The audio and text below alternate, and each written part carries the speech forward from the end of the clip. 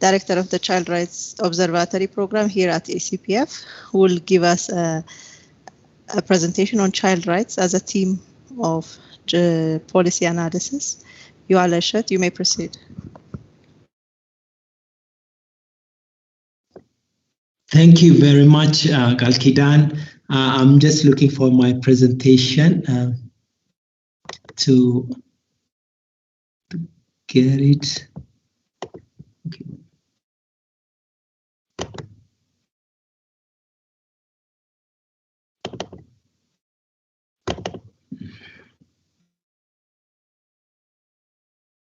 In the meantime, colleagues, you can... Okay, yeah. Yeah. Okay. Can you see it now? Not yet. Your email is only your email. Your email. Really? Oh, wow. Yes. Because I have saved it on The desktop.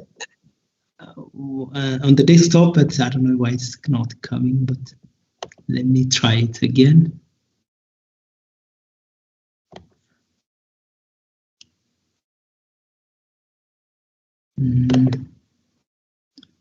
Just a few moments, please.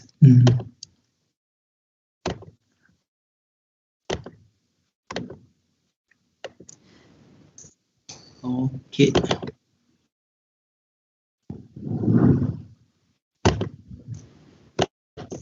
So colleagues, if you have any questions, please drop in on the chat box. Okay. Let's see.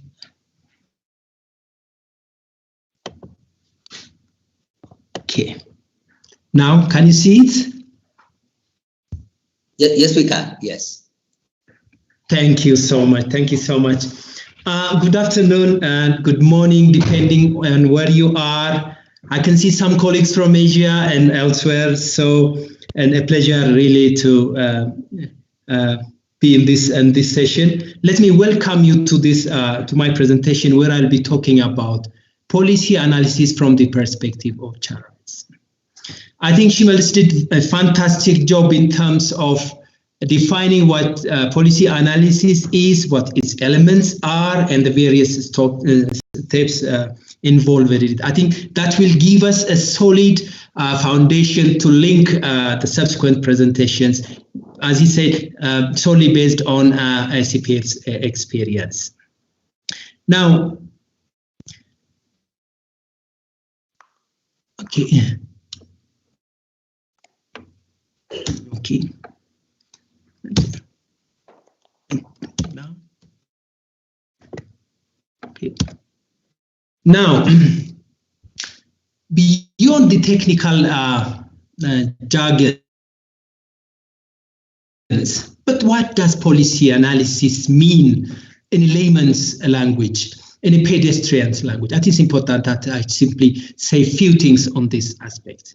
It's about going deeper in examining what it does for us at base, that have a better understanding, go deeper, help us see the future, help us understand the dynamics, and come up with well-informed, but I think actionable solutions.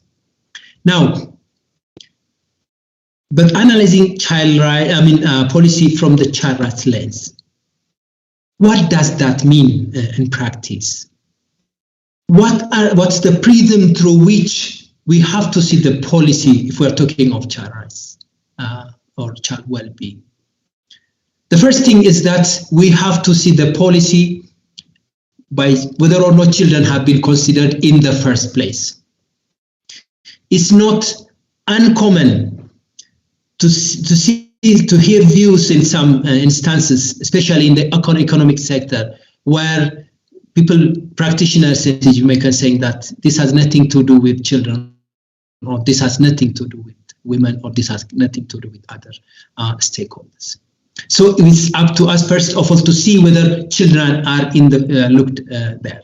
But going deeper, we don't have to reinvent the wheel. I think the CRC and the African Charter have given us a very important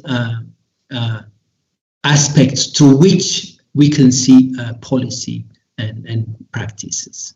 I think the 4 cardinal principles are a very important prism between the cracks. It can be by age, it can be by gender, or it can be by geographical location. I think the non-discrimination prism would give us to see whether or not the policy looks at every child or every girl or boy. The right to life, development and protection. We need to see the policy in terms of its impact on the survival of children. Well, its impact in terms of their development and in terms of protection as well. Has the best interest of the child been taken into account?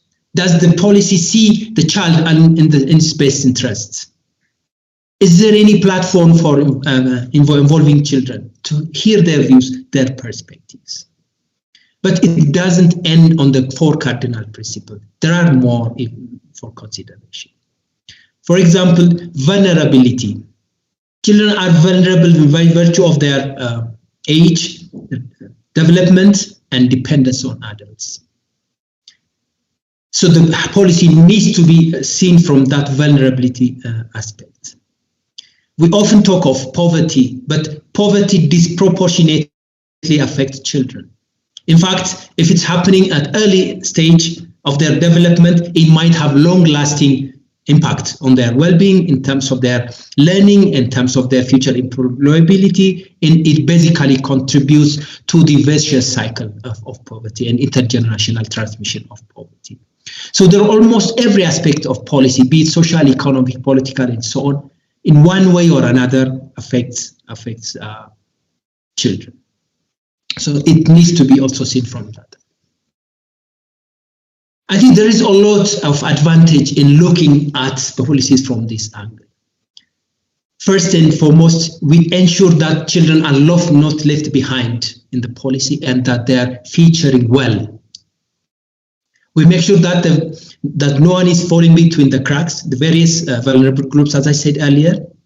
And then we also look at not only on the policy content, but also the implementation practices, the strategies, and so on. So those elements will also be looked at from the prism of children's rights and their well-being. So what the policy analysis does is that it provides us the opportunity to consider it from the interest, for the best interest of the child, from their vulnerability side, from their dependency and other elements, and see whether or not it is indeed sensitive to the children's rights, whether it is indeed responsive to children's rights, and so on. It also helps us to make the case for children's involvement in decisions affecting them as a legitimate stakeholders. Now, within this background, what does the analytical process look like, and what are the key steps that we normally follow at the African Child Policy, for example? The first thing is that what is the issue that we want to advocate? Earlier, Shimalis was saying that we are issue advocates. But what's the issue on which we are going to advocate? So we have to identify and state it, or basically frame it. But then we would have to see what is the evidence that is there or that is not there, on which we have to generate again to better understand that issue and the dynamics revolving around it. Then what does the evidence tell us? What findings can we come up with in this process?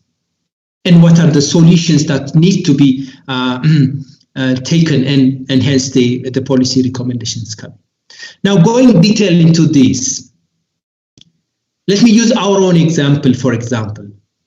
The Africa Report on Child Wellbeing 2020, as most of you have seen, was on girls' rights.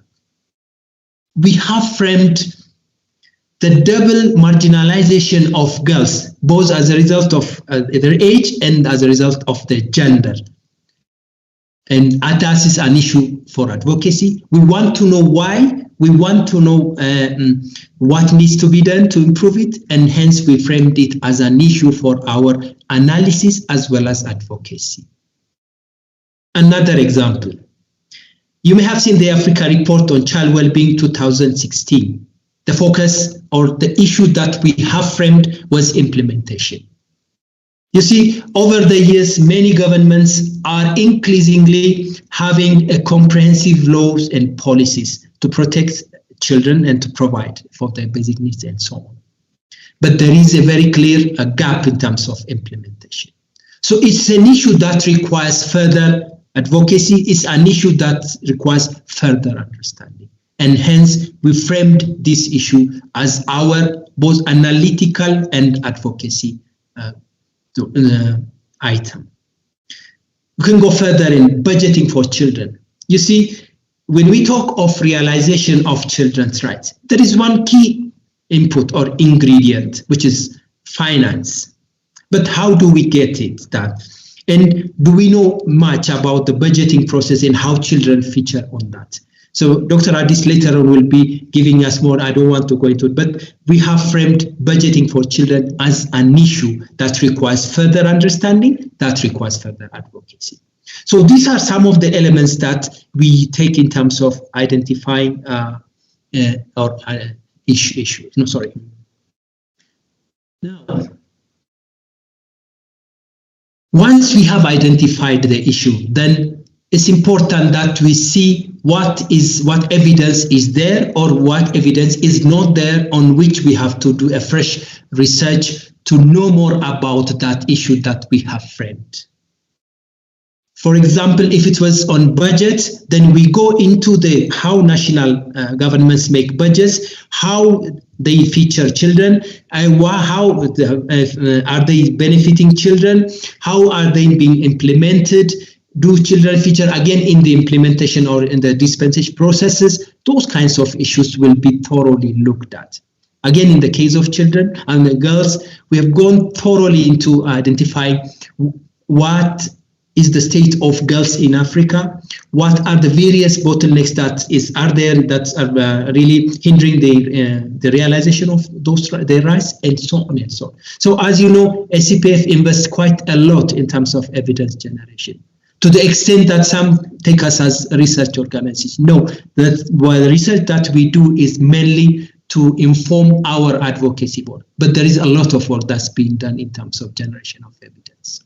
So there is a continuous Africa-wide data collection and compilation that's done from different sources. Often we also do our own primary data collection. For example, when we were looking at the implementation of children's rights, as you know, there is no much information on that aspect, especially the process-related kind of information was not there. So we selected countries where we had an in-depth case study to understand how governments were going about them. What were the bottlenecks? How do various ministries and different departments coordinate? What is preventing them from coordinating? What results they achieved? All those kinds of things were really gone thoroughly to identify and to have a better understanding of the dynamics that was driving the implementation process. We also provide opportunity for children to share their perspective through qualitative studies and so on. And when we analyze, we also come up with some coherent analytical frameworks that discipline us in terms of the kind of indicators that we use in terms of the kind of direction that we take and in terms of the kind of outcome that we come up with. So the child friendliness index and the girl friendliness index that Luxia will be talking about will take you through those elements. Now, it's important that we understand policy analysis is not a one-off tool. It is a continuous and a regular exercise that we should be doing to track changes, to identify gaps, and basically come up with suggestions as to what needs to be done to improve. And so it's a very important phase that we should understand that's a continuous process and not a one-off exercise. Now, often because of our policy focus, most of the analysis that we conduct could look like it's on the macro level, but at times we go into the micro level whereby we hear the voice of children. At times we go deeper and see what the context look like within the family environment. So that gives us to a better understanding of how children are being affected by very different policies. unless you go into this micro level, it would be very difficult to understand the macro situation. So those dynamics will help us better understand some of the dynamics involved in that regard.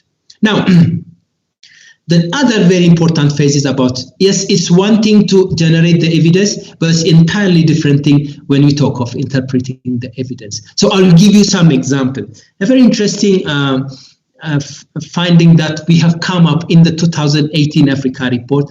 I will take you through how we were able to come up with that policy measures and how we were able to really interpret the findings and so on.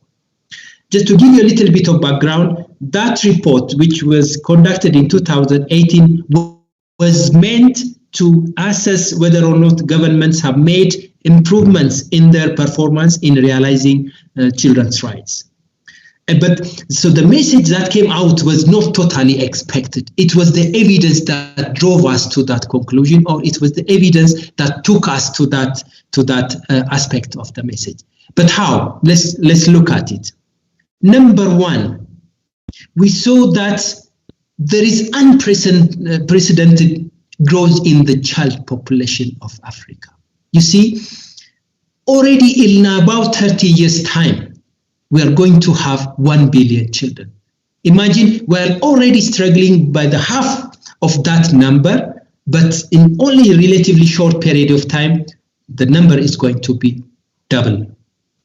You see, yes, it's okay that's doubling, but there is a lot of work that governments and other stakeholders need to do to harness this resource. But when that is not done, then it could potentially be a burden and contribute to negative social, economic, and other consequences. That's one. The other one, in addition to the growth that we saw, we also saw a growth in the children who were malnourished. Yes, there are some comforting statistics that you might have seen, that the number of children or the proportion of children in terms of percentage who are malnourished is going down. No, when you look at the absolute number of children going through that, you can see that there was 9 million more children in Africa alone who are malnourished than there in the 2000 case. 15 million more Western children. And then when you look at the context in terms of what's happening now also, you can see that 60% of children are not meeting their minimum meal requirements. And only 9% receive the minimum acceptable diet. So this tells you the kind of widespread malnutrition that is there, in addition to the growing population that I talked about. What else is there? Let's look at early education. As you know, early education is very important in terms of enhancing the cognitive development of children. Children need to be stimulated. They need to have access to early education and early health and so on for them to achieve their full potential. But what we can see is that there are countries in this continent where less than 2% of children are going to early pre-primary education. The average is only 25%. The converse is that more than 75% of our children are not getting early education, and hence it will have impact on their cognitive development and learning and so on and so on. Now, what else? Even if those who are going to school, they're not learning very well because of the poor quality of education. And add to that, there is an almost insignificant budget being made, especially when you compare it to other developed and middle income countries. Our investment is, as you can see in the chart, is almost negligible. So let's connect the dots. We can see there is a toxic combination. That unprecedented growth child population with high prevalence of malnutrition and limited access to early education and poor quality of education and deprivation of opportunity for cognitive development. When you bring all this together and interpret it, beyond and above failing to realize their rights, I think there is a human capital crisis that is in the making in this continent that will have significant impact, not only in terms of social development and so on, but in terms of political stability and so on. And in some countries, we are even seeing that sign. So you can see in this process how we set the issue, how we try to see the evidence that's out there, how we try to interpret it, and how we try to connect the dots and come up with a message that would help in terms of our advocacy work. So once we have this message, then what is it that governments need to do to really address this? So what we call normally formulating policy recommendations basically is your proposal about how you can address these issues. You have to be very clear in terms of who are you targeting this. I think that the responsibility aspect is also very important. That helps us to see their roles and their mandate, and hence the policy recommendations will be within that mandate and so on. And from ACPF experience, sometimes it's very good to show the consequences of inaction. So if you have seen in some of our reports, I think below the recommendations also, we normally have what we call the final remarks. Basically, that's our platform where we hint that if you don't take this action, that is what's going likely to happen. So those we see it as a very important way of communicating the consequences of inaction, in a way reminding them of what cost their inaction would have, not in terms of not only the realization of children's rights, but in other broader social and economics. I think on the stakeholder aspect, to be honest, Shimelis has said much on this, but only my addition is that, yes, you can frame your issue, but others have to buy your idea as well. You see, it shouldn't be either ACPF or Save the Children that feel that this issue is burning issue for Africa. I think we need to validate it early on by involving other stakeholders, especially the end users of our results. They should be able to share our concept. They should be able to appreciate that this is really a very important issue worth considering and going forward further. So my last slide. So why do we go all into this? What's the end result of it? Why do we do all of these kinds of activity?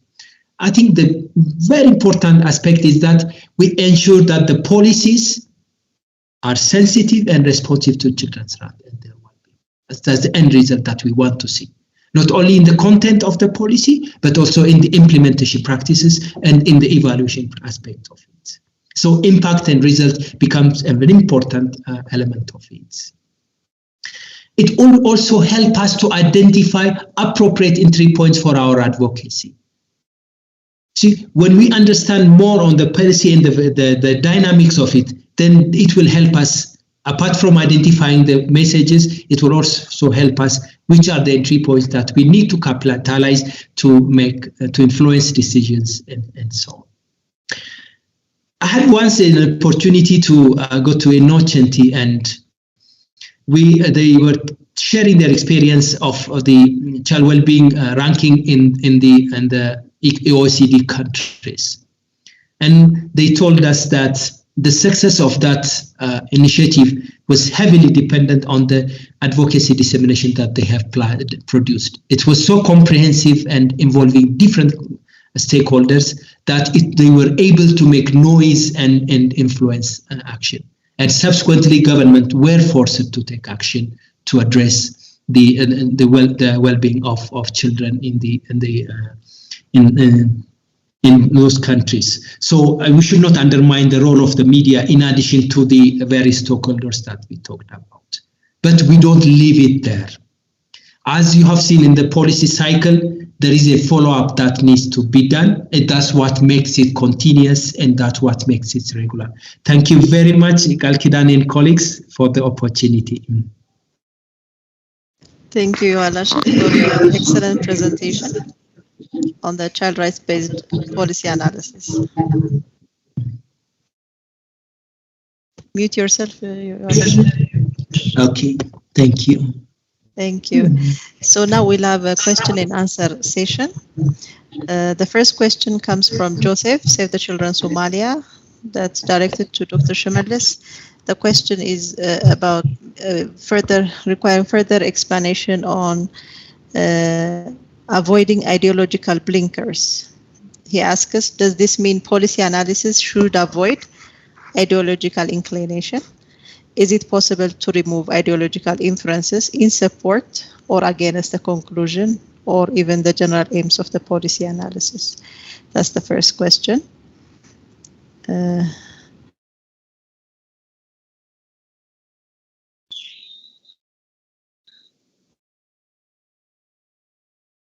Another question is, does the policy analysis prioritize policy gap or implementation?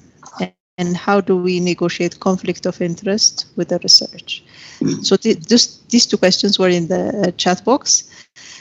Shemelis and Yohal Rashid can answer. And if anybody else has a question, we'll take 3 questions. You can raise your hands.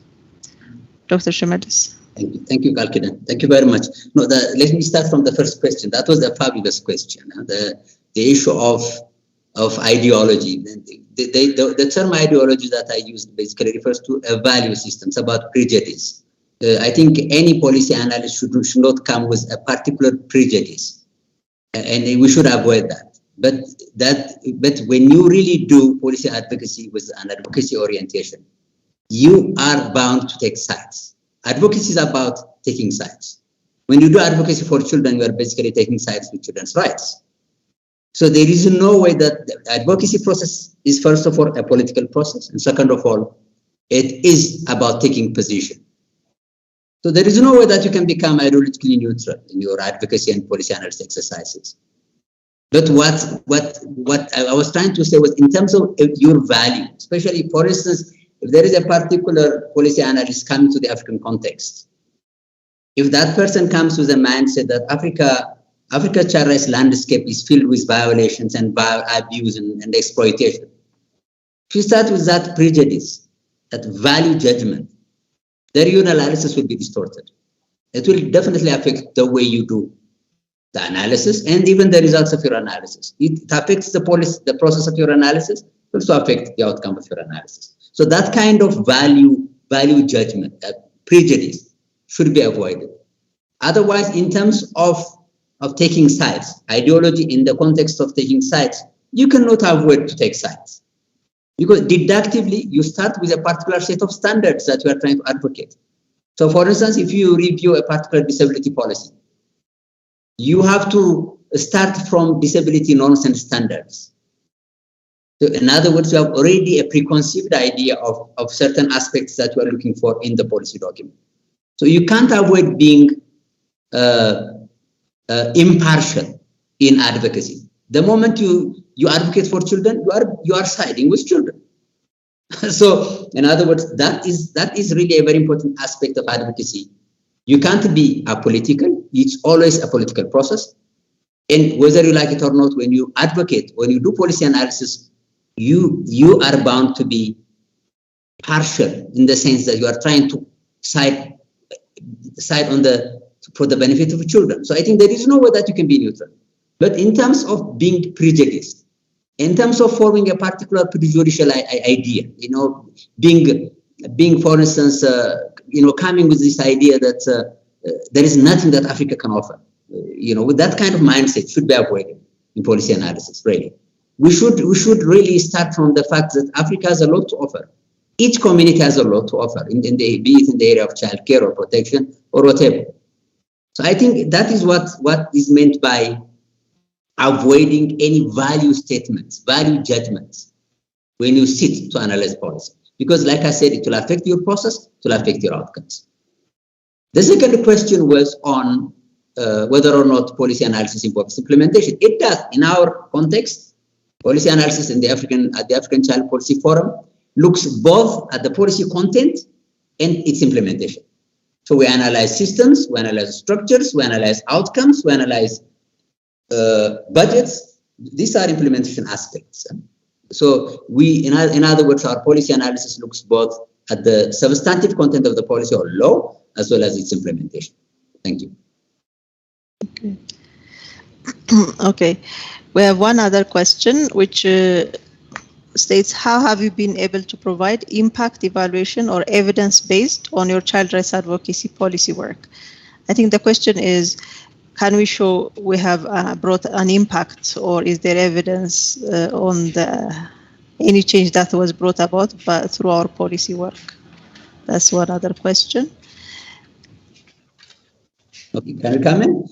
Yeah, you I can think answer. perhaps for the interest of time, because I think most of our policy advocacy work, policy analysis, policy advocacy has had a huge impact, has impacted on the African child rights landscape, all the way from somehow supporting the African Committee of Experts to regional economic communities and to the national sphere.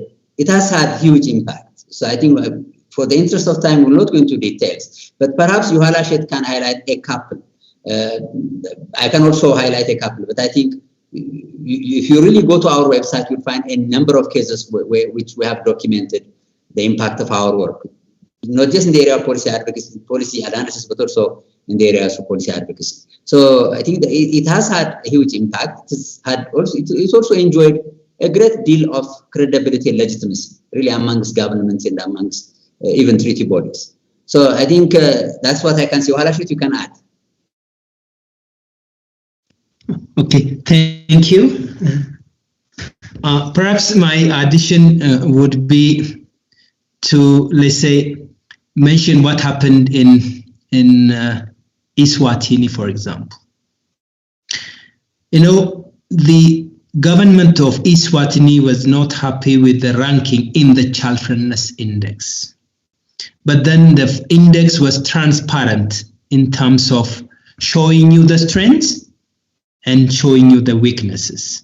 So they felt that I think we need to address the weaknesses that have been outlined in the report and then take action. So there was a high-level government action that was generated as a result of this communication. Of course, there was a dynamics on the ground where partners contributed to that process. But I would say that these are some of the kinds of attention or this kind of influence that the work that we do at the African Child Policy Forum is also growing. But the other very important aspect was that, you see, the knowledge generated in terms of understanding the situation of children, not only that, but especially the forgotten groups.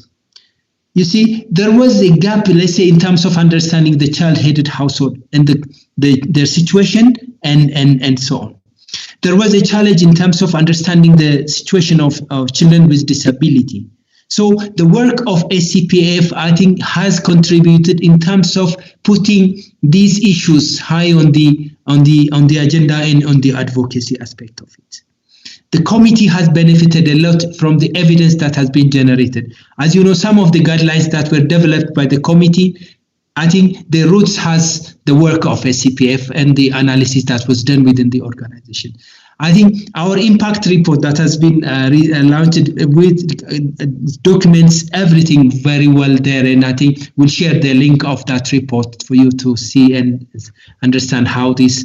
But I must say that it's very difficult to demonstrate the impact of advocacy work. But over the years, I think we have been able to see that the work of SCPF is contributing a lot in terms of not only building the knowledge base, but also in terms of bringing some of the neglected issues and asking convincing government to take actions. That's what I would say for now. Thank you very much, Kalkidan. Thank you, Alash.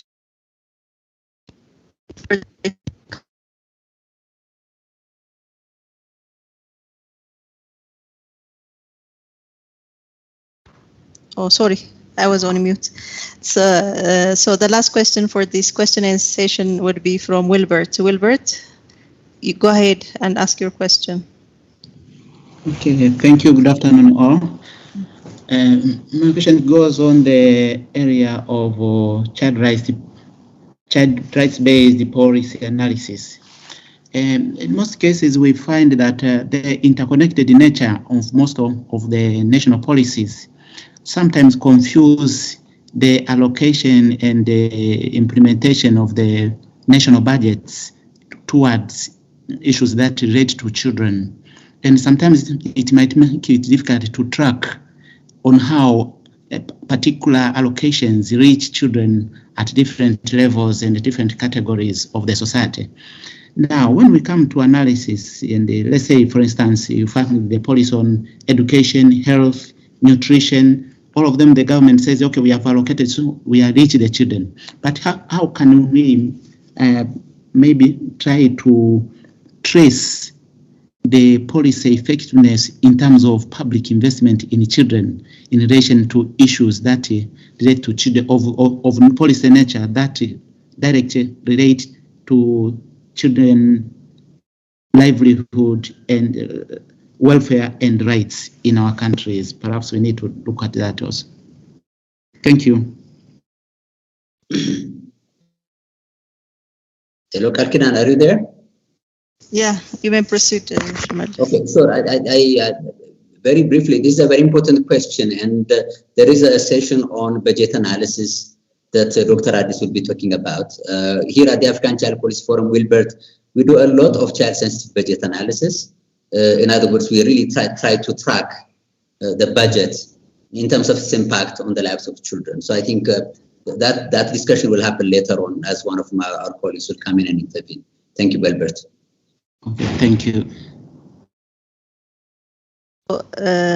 This is the first session for question and answer. Next will be Dr. Adamark, the program manager for the Child Rights Law program at ACPF. He will give a presentation on the tools and methodologies of analyzing legislations.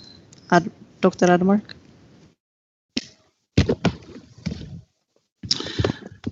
Yeah, thank you, Kaukidan, for this. So my name is Admak Moyo. I head the Children and the Law program at the African Child Policy Forum. I just put the video briefly there so that when we meet in planes and buses, we don't fight. So I'll be talking about analyzing child-focused laws, and related policies. So let me try to screen my my presentation. Yeah.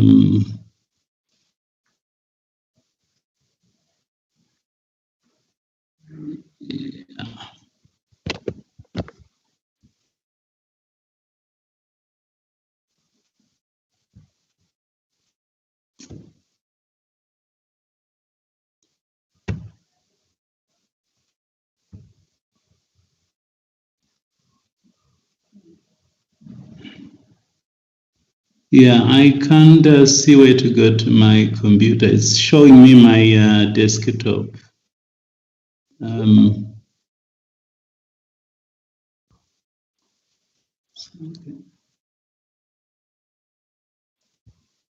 No.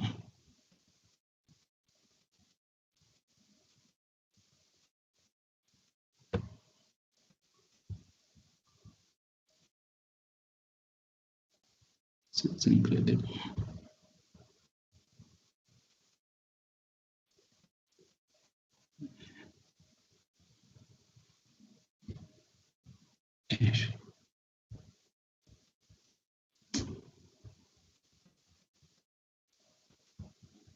Sorry, let me just look for.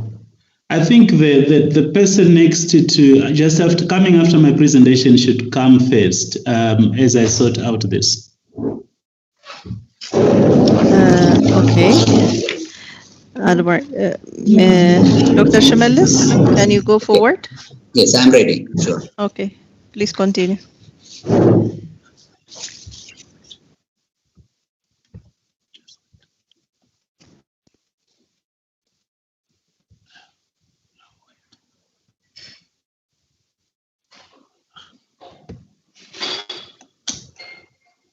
This is your presentation. Yeah, but Dr. Shemelis.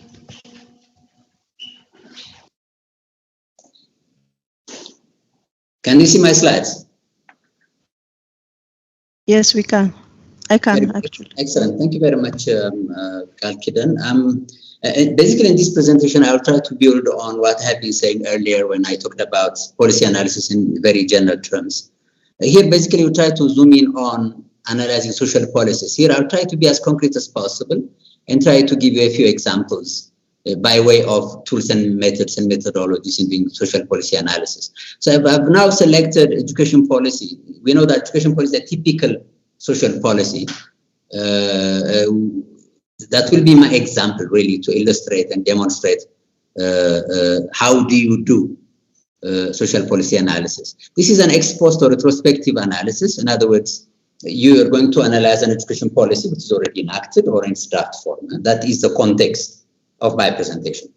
So when you analyze education policies, you can simply analyze the education policy in terms of its provisions in ensuring access to children, access to education for children in general.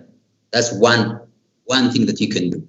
You can also complicate the analysis by looking it under a particular lens. It can be a disability lens, it can be a gender lens. In certain settings, it can be a racial lens. So when you do that, when you introduce a particular lens in your analysis, then the analysis becomes a little bit more complicated. So I'm going to really demonstrate, illustrate my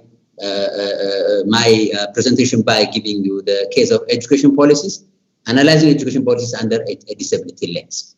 So the first starting point is really to look into your analytical frame of reference. I've talked about it earlier in my presentation, generic presentation on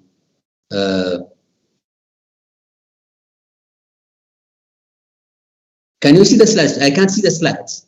The slides have dropped off. Oh, really? Yeah.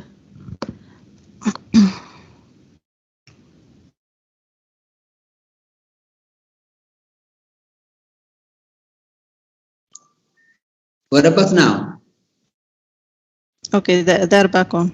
Excellent. So, in other words, very broadly speaking, when you analyze a particular child rights law or policy, you're going to have a certain frame of reference. I talked about child rights norms and standards. But if you pick the particular example of an education policy under a disability lens, there are certain areas you have to look into as your frame of reference. The first is child rights norms and standards. What does the education policy say in terms of the existing child rights norms and standards? For instance, what does the policy say in terms of the provisions that are contained in the CRT and the African Charter when it comes to education rights? So that is your starting point. But you also have to look to the disability lens. In other words, the education policy, when it is examined, analyzed under a disability lens, has also reflect disability rights norms and standards. Not just education norms and standards, but also disability rights norms and standards. So you look for child rights norms and standards, you look for disability norms and standards and education rights. These three elements have to be your frame of reference when you analyze an education policy from a disability lens. If you simply analyze the education policy without giving it a particular lens, you may simply focus on child rights norms and standards. But your analysis it becomes comprehensive if you really look at it from different angles and using different lenses. The gender lens, for instance, can be one particular lens. What does the education policy look like when it's examined or analyzed under a gender lens, for instance? So I think that lens becomes really important, but it really depends on how you want to do your analysis. You can simply analyze an education policy without giving it a particular angle or prism. The other thing is state-of-the-art knowledge on disability and inclusive education has also be there, has to inform your analysis. So what does the existing knowledge around disability say? Those have to be reflected in the policy. If they are lacking, then the policy is lacking. So that is a very important consideration to look into when you analyze an education policy with a disability lens. Of course, the contextual evidence on children with disabilities and the state of access to education also forms part of your analytical frame of reference. So all these elements play a role. So these are some of the ingredients that you are going to look for when you analyze the policy, when you analyze an education policy under a disability lens. So you start here very broadly, having your frame of reference for analysis. And then you go to the different elements. I'll be as brief as possible for the interest of time. But one of the things that you should really look into when you analyze any policy, not just an education policy, is to see the context. You really need to do some degree of analysis of the context. But how was this policy conceived? What is the political, social, cultural, economic context within which this policy is being enacted? In the context of an education policy with a disability lens, you have also to document, come up with a state-of-the-art, up-to-date evidence on the situation of access to education of children with disabilities. That is a very important contextual analysis. Your contextual analysis can also look into the institutional context. You have to have that, really to have a very rigorous and solid analysis of your policy. What does the institutional context look like? What does the bureaucracy look like? How does the policy-making process work? Where do you start and where do you end when you make policies? Who are the actors involved? Etc. Those kinds of analysis has to happen when you, as part of your policy analysis. The issue of, for instance, the way the government is structured, whether it is centralized or decentralized, this has a bearing. In some countries, provinces and federal governments, federal regions do have their own policies. So the role of the central government, the role of the policy or the law at the central level would be basically to set standards in that context. So there is a difference, a nuanced difference between a centralized and decentralized setting when you do policy analysis. So those kinds of contextual analysis has to happen. It's a very important aspect of your analysis. We have also to look into the extent to which the policy is localized. In some countries, for instance, we see, in my experience in reviewing policies, I have found policies that are almost identical for 2 or 3 countries. That can't happen. No 2 countries are the same. Even within countries, there are variations amongst communities, let alone amongst countries. So if you really find 2 strikingly similar or identical policies for 2 countries, there is a problem. That's a red flag. That is as an indication that the laws have not been properly contextualized. So that has to be looked into when you do policy analysis. So that's one aspect that you look out for. The extent to which that law or policy is localized, contextualized, properly customized to the local context. In other words, it has to reflect country specificities. For instance, if you review a Child Rights Act from Senegal, if the policy doesn't make any mention of the Taliban, that is a red flag. It gives you the impression that the contextual analysis for the law, for the policy has not been done properly. So your analysis of the context also gives you some information as to the adequacy and the localization of the policy itself. So that is something that you have to document when you do policy analysis. The legal tradition, whether it's a dualist or monist legal tradition, because later on, Admark will come in and perhaps talk about this. But whenever you do have a particular international framework or African child rights framework, for instance, for a monist country, basically, once it's ratified, that treaty or convention becomes part of domestic law. So when you analyze a particular domestic legislation, you're basically analyzing the convention itself, because it has already become part of domestic law. So that kind of distinction has to be there, and you have to look into that also as part of your analysis. Earlier I said about stakeholders. I think it's really important. So when you analyze the context, when you do policy analysis, the first aspect is to look into the context. When you do that, you have to look into the stakeholders. Whether or not, for instance, the process, how was this policy developed? How was it formulated? Who was involved? Who called the shots in terms of making the decisions? That kind of analysis has to happen as part of your contextual analysis of the policy. The other thing that you have to look into the scope of application. You have to really look into that aspect. Within the policy, there is a section that talks about scope of application. That is a very, very important aspect of your policy analysis. You have to really surgically look into that section. For instance, the definition section of a policy is a very, very important aspect of your policy analysis. You analyze that also. There are certain definitions that are delimiting. There are some that are extending. There are some that narrow the lay definitions of a particular term. But the definition section of a policy is a very, very important starting point when you delve into the policy and look into its substantive content.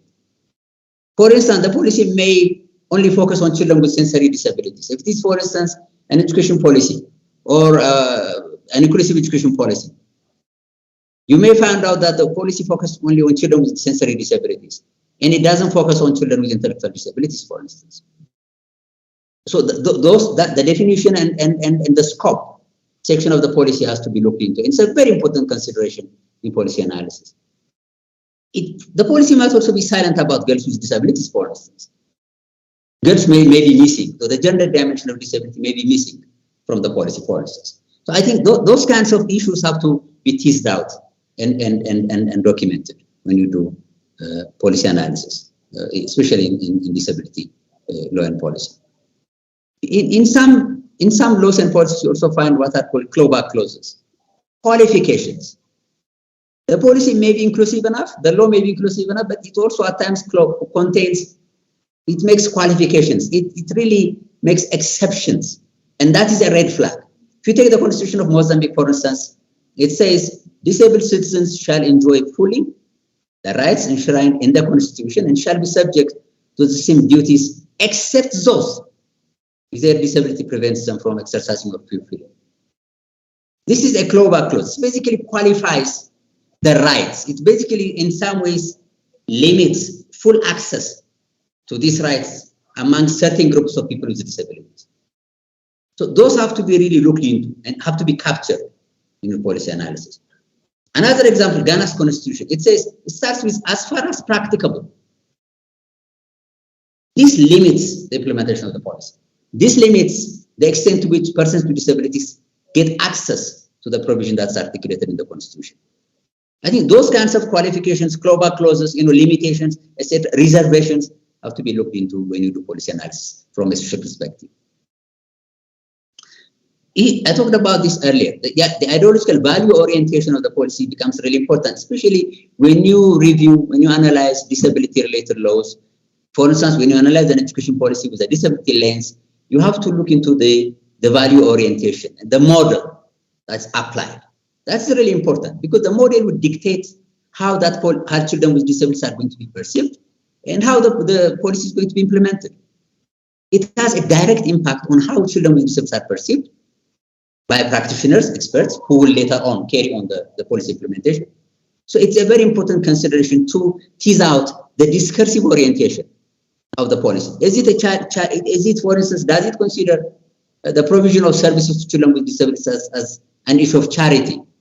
Does it portray children with disabilities as a burden, for instance, to society, to taxpayers? That kind of nuance has to be captured in your policy analysis.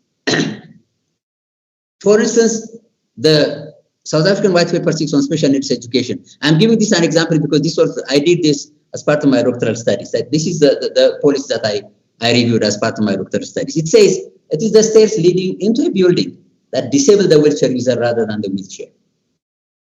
So this statement alone can dictate how this policy is going to get implemented. When the policy is implemented, the focus will be on the stairs and the building, not on the wheelchair user or the wheelchair.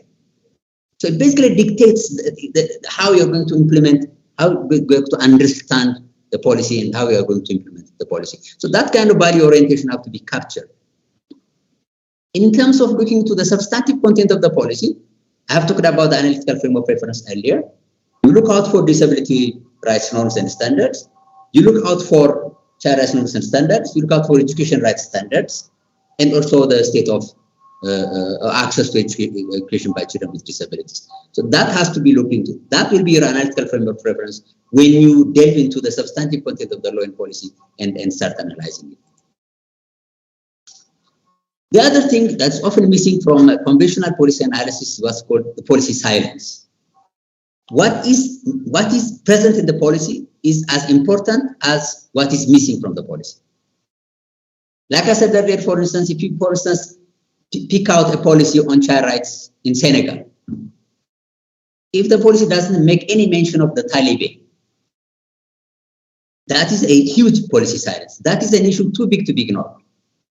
So basically, your policy analysis should capture what is missing as well as what is present in the policy.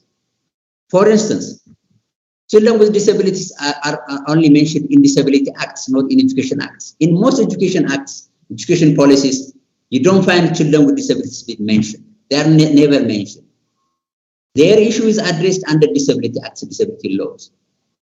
If you miss out children with disabilities from your education acts, education policies, the implication is that the education ministry will not be responsible for addressing the issue of children with disabilities. You are automatically relegating these children to a different sector. And it will have an implication on accessing education by these children. So, I mean, in other words, the absence of a particular issue from a policy document is a big deal, as much as the presence of that particular issue in the policy document. So you have also to tease out, look for policy silence when you do policy analysis, especially social policies. You have also to look into what are the issues that are backgrounded. For instance, in one policy document, I show this. This policy applies to children with disabilities, including those with albinism. The phrase including those with albinism looks like it's an afterthought.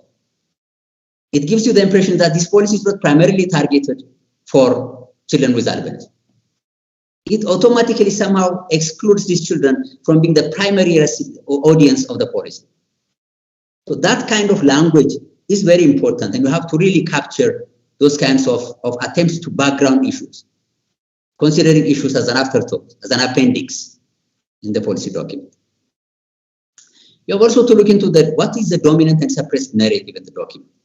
In certain policy documents, for instance, we may find repetitions. A paragraph can be repeated 2 or 3 times. That is what the policymaker has in mind. That is the dominant narrative. There are also certain narratives that are suppressed. You have to tease out those kinds of issues in your policy analysis. The other important aspect is the issue of policy consistency and what I call intertextual harmony. For instance, if you are looking for if you are studying an education policy, for instance, the education policy has to speak to your disability strategy.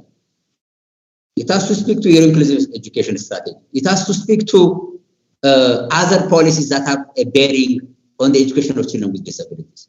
So within the national sphere, policies and laws have to speak to one another. There has to be consistency.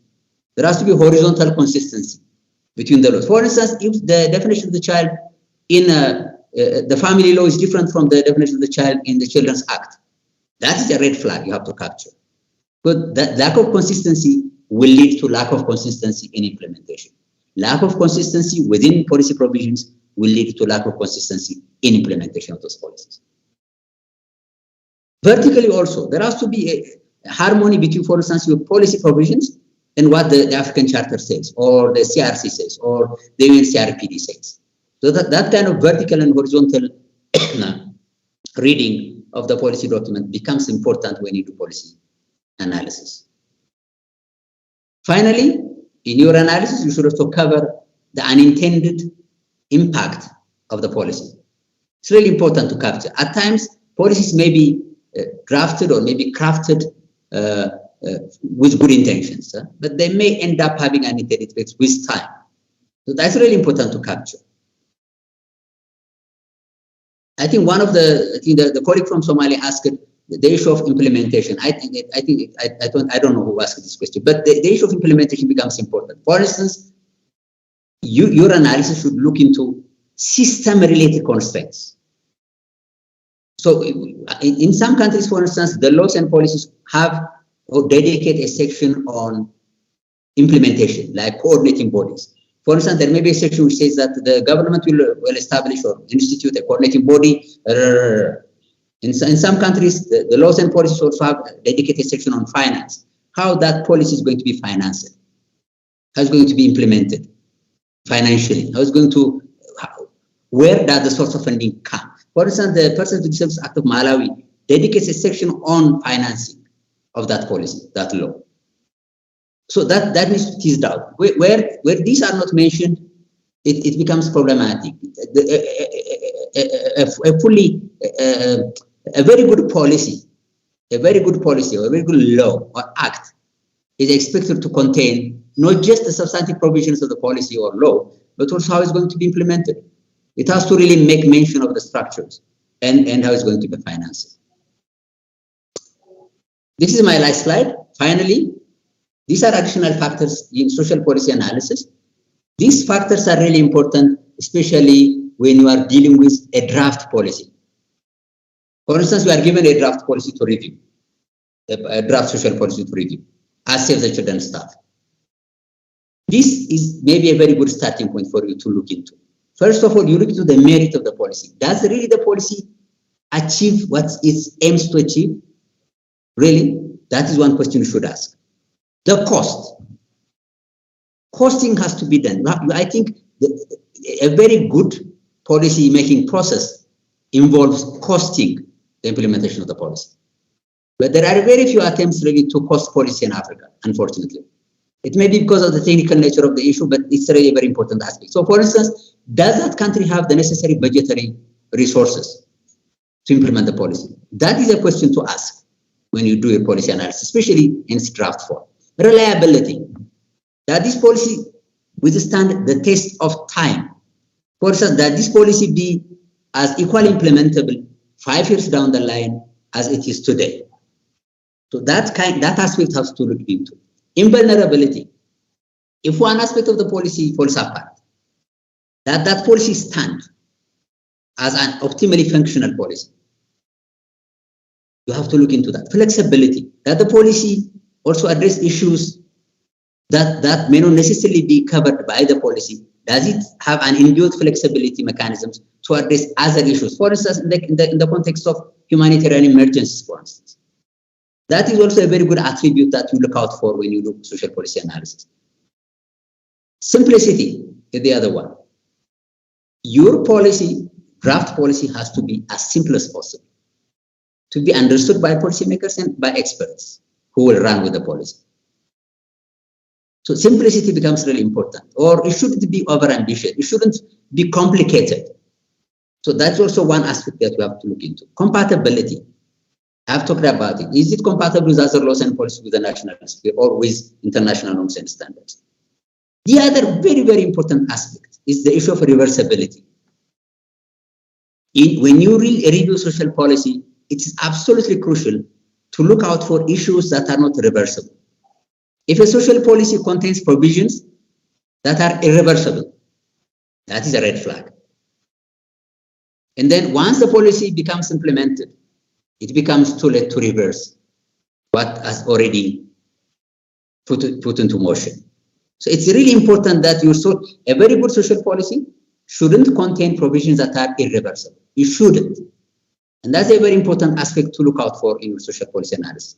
Robustness. This is about whether or not the policy is applicable across different sectors, different sections of society, in different geographic settings. For instance, does your policy apply in a remote pastoral community as it applies in a sedentary community? So is it robust enough to apply across geographic areas and context settings? That is also the other important question one should ask when reviewing social policy. In fact, this aspect can also be used for analyzing other types of policy, including economic policies. Thank you very much. Thank you, Dr. Shamilis. Dr. Armark, if you are ready, we can have the session on legislations. And Dr. Armark. Okay. Yeah. Yes. Thank you, Kaukidan.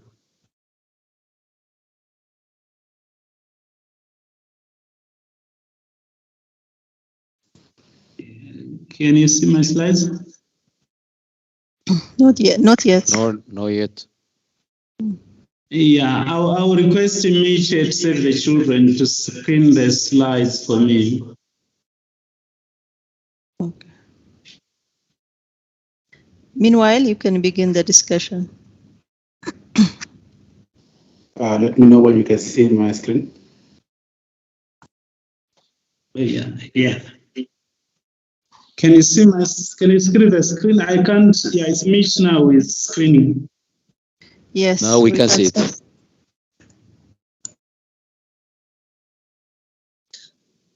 But, now we can but see you have to start from the first slide. This is the last slide.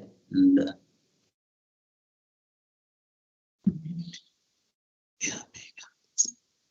Yeah, I have echoes here. I don't really know what's happening. I think I might have opened this into. Perhaps you can simply proceed, and then perhaps we definitely will share the slides to the participants. So I think perhaps it's good to proceed with the interest of time. What do you think?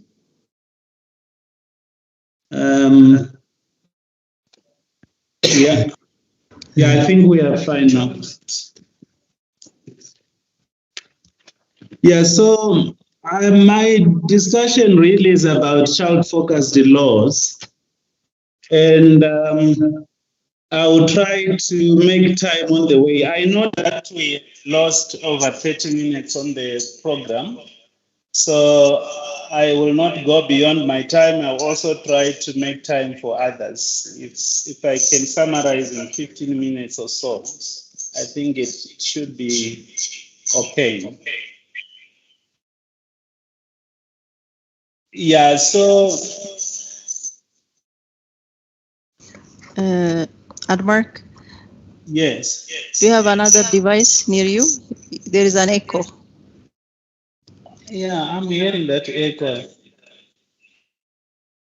All participants, could you mute?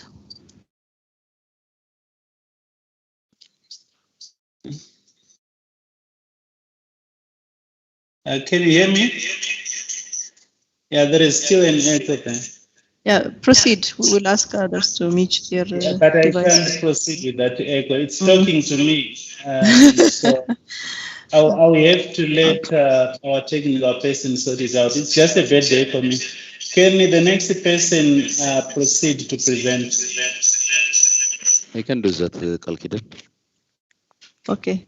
So, Dr. Addis, proceed into the session for child-focused economic policy and budgets.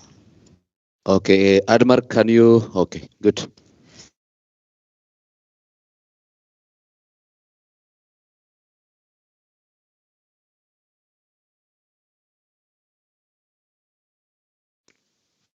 Hold on, I'm trying to project my slide into the screen.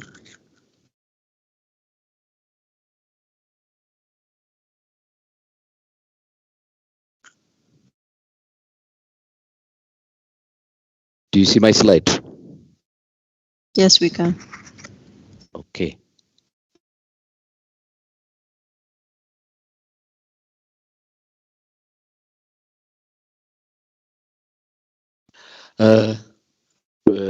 Good afternoon and good evening to whichever side of the world you are. I will be presenting, or I will be discussing on how actually to proceed with economic policy analysis.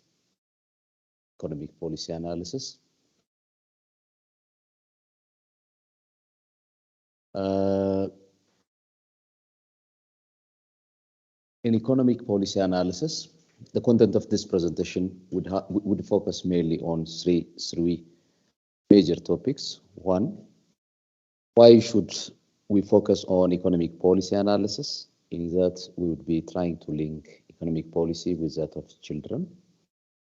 And also, one of the mechanisms to analyze economic policy scenarios is through budgetary analysis. In order to well link how to do budget analysis with that of children, we actually highlight why we need budgeting for children. That is, budgeting for children means investing in our common future. And we will also highlight child-focused economic policy analysis tools. There are broadly two kinds of economic policy analysis tools, applied tools in general. One is the ex-ante policy analysis, the other is ex-post analysis. Why child-focused policy analysis? Let's link it with that of economic policy analysis itself. Deprivation during childhood can have major long-term irreversible consequences. Thus, avoiding it should be a major focus of every development policy, one aspect of development policy is, or the lion's share of development policy analysis actually link itself with that of economic policy making arena. In recent years, particularly in Africa, there is an increased emphasis on children's well-being. However, there is little explicit recognition is made regarding children in the economic policy making arena. That is in a sense to say, these days economic policy, like there has been a shift in focus to keeping or to enhancing the well-being of children across the world. The same holds true in this side of the world, which is Africa. However, there is little integration of children and their needs into the economic policy making arena in the developing world in general and that of African countries in particular. But economic policies do actually have a critical say or a critical effect on child well-being, principally through two means. One is the public service provision, the other is the household economy. When we say economic policies affect children through the public service provision arena, it means that the resources spent by governments in order to provide for children depends upon the amount of fiscal space it actually possesses. That actually, if that thing is basically shocked, the well-being of children is going to be critically severed. The other side of the market is that through household economy, for instance, if the macroeconomy is not basically functioning well or is not pretty much well to the status of what is known as to the household side of the market, since children are basically members of that particular household, then economic policies are going to affect children very severely. In general, is the picture clear? Sorry, it was. Hello? Are you It is following? for me. Yes. Okay. Yes, it's clear. Now, one as you may see it, economic policies do actually have a very complex nature in their working nature, and they do have various linking mechanisms with that of children. For instance, in economic policy, we have the macro policy, like that of the monetary policy, the fiscal policy, the exchange rate policy, and we have the structural policy, which actually ranges from trade policy up to public investment policy. And there is also the international pressure that may actually come through from our external engagement with the rest of the world. Now, if there is a shock in these policies, there is going to be economic changes or shocks. For instance, if we single out and look at in very brief about the impact of macro policy on children, the impact of macro policy, for instance, fiscal policy, it actually affects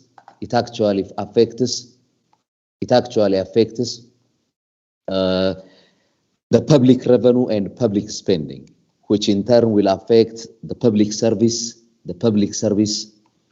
and resource and spending ability of a given government to provide for the needs of children. This will have an effect on, this will impact the proximate causes of, for instance, nutrient availability, access to services, maternal education, career times, exposure to work, like for instance, child labor and what have you. If these things are basically going to be affected, at the end of the day, child well-being is going to be critically affected. For instance, if the promised causes are basically going to be shocked, child welfare, for instance, nutrition, health status, literacy, security, leisure time, and whatsoever that are critical to the well-being of children are going to be affected. Therefore, yes, why we focus on economic policy analysis? Because economic policy analysis are the bedrocks of provision for children, which actually ultimately have a say in the status of the well-being of children in general. So we need to study the economic side of policy analysis. Why we budget for children? Why I'm basically going to briefly describe this is that in the upcoming slide around the end, you will see that there are certain core elements in building indices to measure provisions for children. Therefore, those indices are basically based upon the basic premises that these are important sectors for the whole round growth or end development of children. Therefore, why we budget for children? Why we budget for children? As we all know, resources a government can spend is linked to the fiscal space or the amount of revenue it can actually raise at a point in time. In general, there are four main rationales for budgeting for children. One is the economic side. The economic side, often in general, budgets for children are basically considered as an act of benevolence. But research actually shows that there is an economic side for budgeting for children. The economic rationale actually emanates from investing in children do actually contribute to long-term economic development of nations. It actually makes economic growth inclusive. It actually helps to fight inequality. It actually helps to make sure that human capital is basically sustainably developed, and therefore there is a sustainable development in the long term in a given economic system. The other one is the moral or the rights argument, which actually says governments do actually have obligations to allocate adequate resources for children. Now, as bearers of responsibility in different legislations, either continental or regional, governments do actually have an obligation to invest in children through appropriate allocation of adequate budget for children needs. The other one is social. The social argument actually runs from, if we are basically budgeting and investing in our children to a sufficient level, the social survival, integrity, continuity of social depends upon a stable population. And hence, a stable population do actually provide some kind of social cohesion and resilience to a given society. Therefore, we need to invest on our children from the social point of view. The other one is the political side. Why do we invest in children, or why do we budget for children? This is basically, if you actually see the currently experience in most war-torn African countries or Latin American countries or Asian countries, most of the bad ills of our politics actually emanates from our failure to take care of our children appropriately. Investing in children or budgeting for our children do actually is the genuine guarantee for our social and democratic values to stay in what is known as the appropriate rope. Therefore, investing in children is investing in our common future. The cost of inaction, the cost of failing to budget for children is unnecessarily high and unacceptably very, very high. A typical, I'll briefly describe some of the benefits. For instance, budgeting for children, i.e., that means investing in children, do actually have a couple of benefits. If we start from the critical sides, we have four major investment areas where we should budget for children. One is in nutrition. the other is in child health, the other is child education, and the last one is social protection for children. Therefore, if we see this graph, the left one, there is a huge benefit in investing in child nutrition. Investments made to prevent stunting do actually impact health expenditure. This actually impact our human capital investment. This actually impact morbidity. This actually impact again labor productivity. This actually impact again physical capital investment. All of each altogether do actually have a say in our economic growth. As you know, economic growth is one of the bedrocks for sustainable economic development, which actually again impacts the circular nature of development, that of what is known as child nutrition. The other one is investing in child health. If we are investing and budgeting appropriately for our children, we would have better health outcome for our children. This will have actually an impact on their cognitive ability. It will induce demographic changes.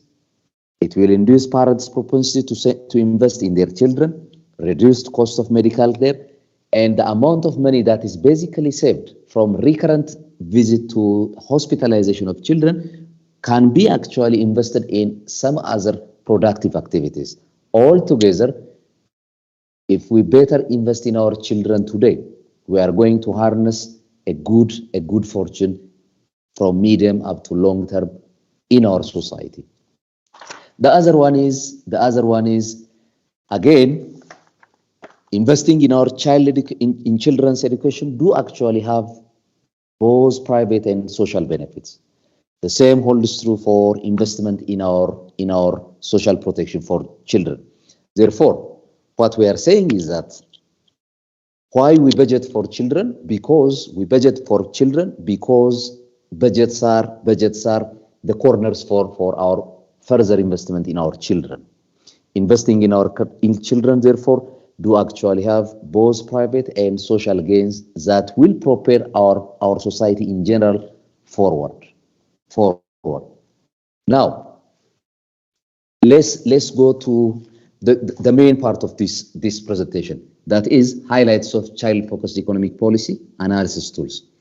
In this presentation, we would have two policy analysis tools. One is the ex-ante policy analysis, that is a policy analysis tools where we gauge the pros and cons of a proposed policy before they are basically enacted. And there are those types of economic policy analysis tools, which are basically called ex post policy analysis. These are policy analysis tools which are actually useful to gauge the impact of a given policy after its implementation, but it would have a say in reformulation of the policy that would actually inform back the policy formulation process all over again. The first one is the ex-ante policy analysis. The first one is basically those that actually use simulation techniques. This can be either macro econometric modeling and micro accounting policy analysis tools in economics. In simulation techniques,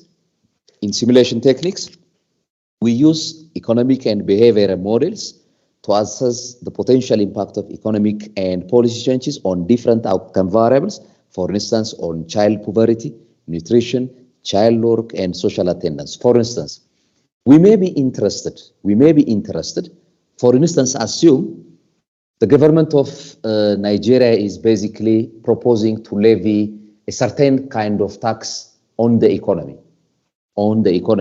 Since taxes are going to affect household income, we would like to know a priori, before this policy is basically impacted, its likely implication for child poverty, child nutrition services, child work, school attendance, and what have you, because it will have definitely an impact on such kind of issues. Therefore, if we are interested in such kind of policy analysis, we use the simulation techniques, mainly micro and macroeconometric modeling ones. This kind of techniques are pretty much important to support an ex-ante understanding of the potential impact of policies and economic changes, as well as the potential consequence of economic shocks, crises, when actual data are not available. Because we're dealing with lives. Economic policies do actually impact lives significantly. Rather than saying, oops, after a failed policy attempt, it is always advisable to test the water as to the result of a given policy change on a given variables. These simulation techniques do actually these things. The first one is the macro-micro models of simulation techniques. These analytical tools are basically very useful to simulate the possible impacts of macro shocks and policies economic variables such as on wage, employment, inflation, and the transmission of these impacts on different outcomes, both at the macro level and the micro level. Example, on different child well-being indicators. For example, assume that the government of Ethiopia is basically wants to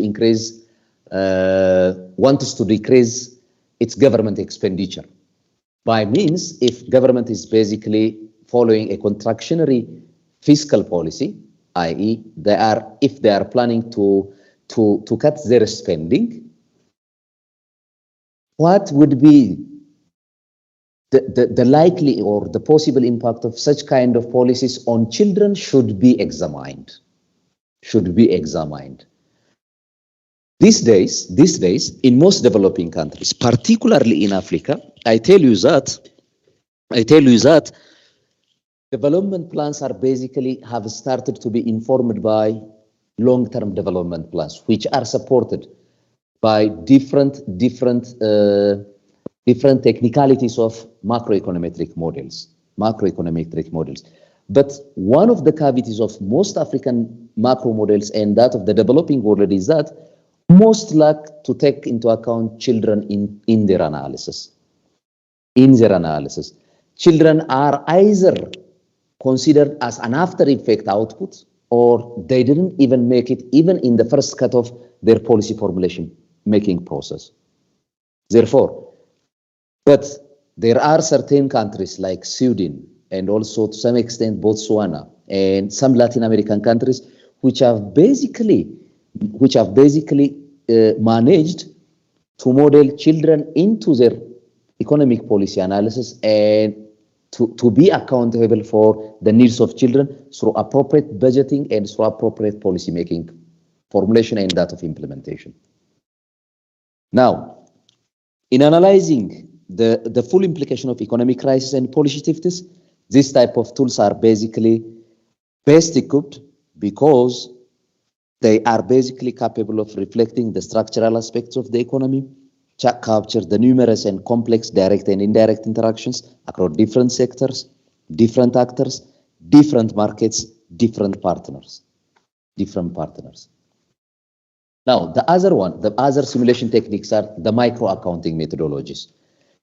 The micro accounting methodologies are usually the ones that are used by some CSOs. For instance, these are basically the computable general equilibrium models. We call them CGA models.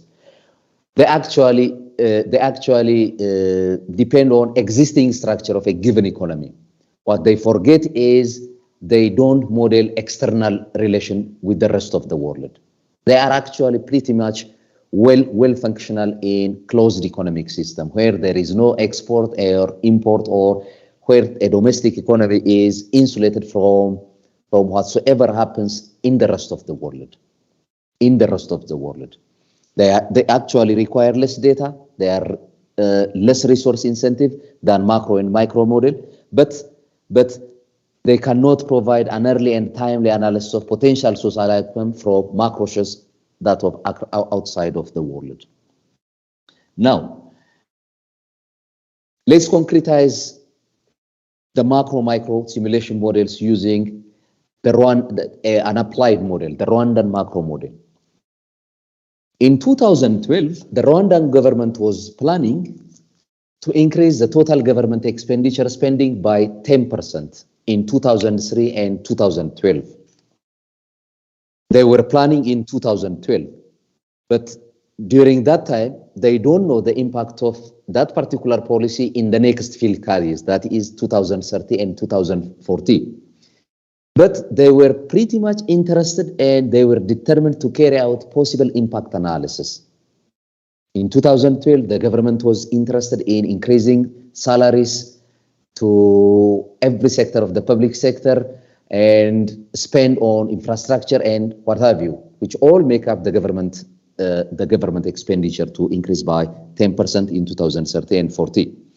However, they didn't have macro models to examine the impact of this policy proposal on major macro variables and examine other policy issues which are needed before the implementation of such policy. Therefore,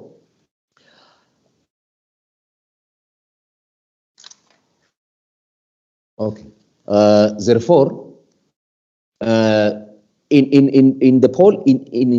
the Rwanda macro model, what is done is that in such kind of macro models, we have to be able. First, we need to have a theory, which is a supply. In the Rwandan case, we have a supply constraint macro model based on the Rwandan realities. We have to interlink our economic sectors. Behavioral equations are going to be estimated, bridging equations. These are technicalities.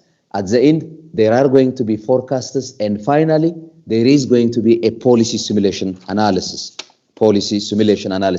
Our main policy simulation analysis would be what would be the possible impact of a proposed 10% government expenditure in the years ahead, that is in 2030 and 40, and other policy simulation analysis. Just to give you how the macro model is basically complex enough to account for all sectors of the economy, including the children's side. As you see it here, we have in the top corner of the left side, we have the public sector, where a detailed fiscal policy block is basically put as a linking mechanism with that of the private sector and that of the government. This is a bit complex, but it is just to show you how our model should be cognizant of the existing reality if the model outcomes are going to be pretty much going to be trusted and to meet our objective reality. This is again, policies are going to impact households and children through wage, prices, other outcomes, the exchange rate, and what have you, which are going to be affected directly by the economic policy. Therefore, once you have constructed your model, once you have estimated your model, we are going to do a forecasting. Our interest is now the policy simulation analysis.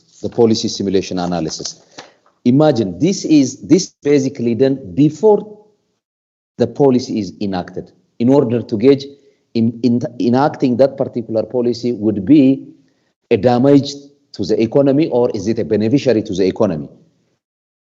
In 2012, we have found that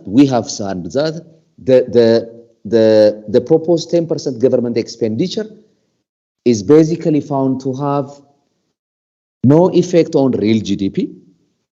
It doesn't have any exchange rate implication. It doesn't have any inflationary impact.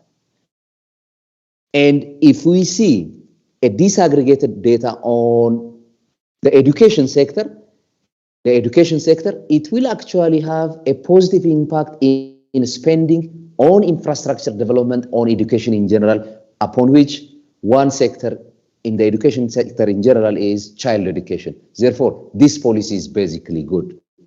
The government of Rwanda took this policy advice and implemented it. Therefore, the proposed policy spending during the fiscal period was generally found to be compatible with stable macroeconomic environment. The effect of real GDP is almost nil, and hence growth will remain as stable. Impact on inflation is basically nominal or minimal. Real exchange rate is not affected. There are also other extensive policy simulation activities that are basically undertaken, all of which actually showed that the impact on the economy would be good. And to the children's side, it was basically favorable. Therefore, the government of Rwanda actually continued with its policy. This is the macro-micro side.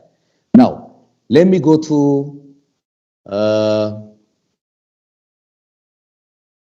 other one, the ex post. The ex post analysis. The ex post analysis actually uses the micro level data analysis and indices based analysis. Indices based analysis and what is known as micro level data analysis. We have the budgeting. In the budgeting, we actually rely on more or less on developing indices. As I tried to show you in the previous slide, there are four main areas when we actually access provision in the education, what is known as again nutrition, health, and that of social protection. At SCPF, at SCPF, we actually measure access to provision by the amount of money government actually budgeted or committed to children. There are indices that are basically built, which my colleague Nuguse will be taking in his next presentation. Thank you very much for your attention. I appreciate it. Over to you, Kalkidan. Okay, thank you, Addis. It seems like we have run over time in oral presentations, partly because it's also part of our passion and our work. So I would ask all the other presenters, unfortunately, to limit their presentation to 7 minutes, so that we'll have a little time, about 20 minutes, for discussion and questions. So I would now invite Dr. Admark to be followed by Rata for 7 minutes each. So I'll just interrupt you if you overrun the time. Thank you.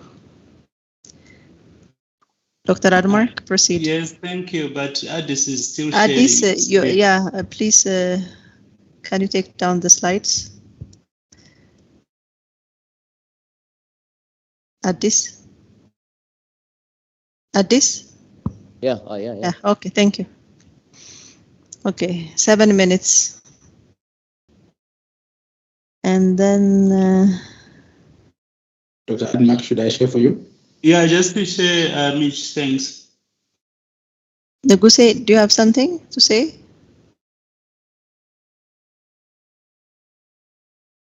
No, sorry. Oh, okay. So Admark, continue, please. You can start presenting while Mitch shares the slides. I cannot manufacture time. It's not going to happen. I'll try to summarize what I think are the key aspects. Okay, but I thank think you. we have lost time already. So yeah, thank you. Yeah, so just to say that this presentation is about where you place the law in the analysis of policies and even how you analyze the different sets of laws. And we do a lot of that here. We can go, Mitch. I think we're doing badly in terms of time. Next slide.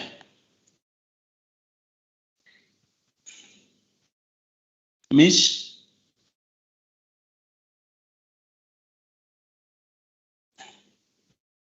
Mitch, can you go to the next slide?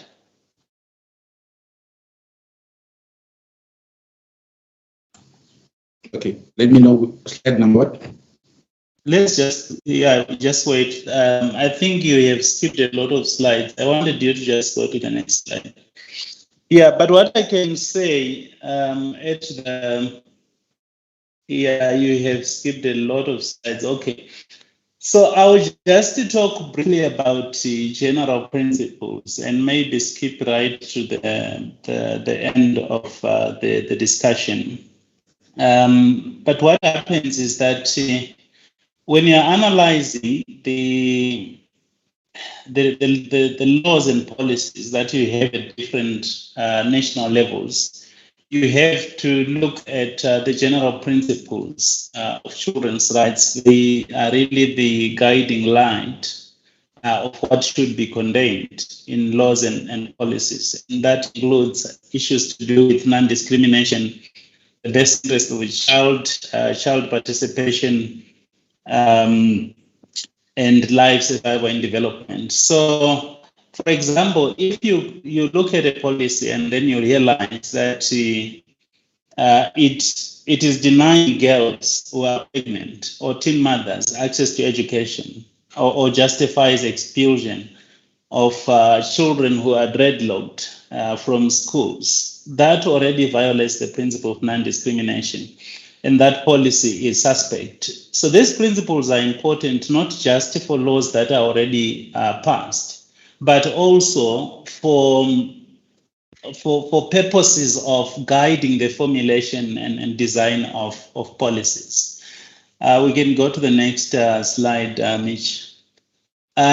So the other principle relates to life survival and development. So if you look at what the treaty bodies have said about this principle, it is that no matter what law you design or policy you design, you should make sure that it doesn't negatively implicate the right to life, survival, and development. That suggests, I think, that most of the practices that seem to threaten life, survival, and development then cannot be justified. And it has also implications for issues to do with conscription of children into armed forces, practices such as femogenital mutilation and child marriages, all of which have actually negative implications for life, survival, and development. And when we're talking about development, remember we're talking about development in all sorts of dimensions: physical, intellectual, social, and emotional development. And all those dimensions must be promoted by policies that are designed to promote children's rights.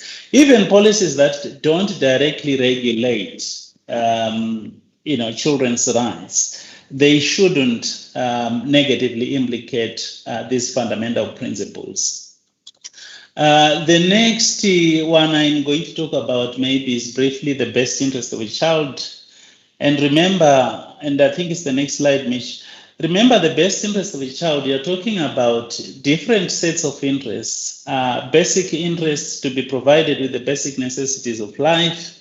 Then apart from those basic interests, you also have developmental interests, which I think the right to education is an integral part of that.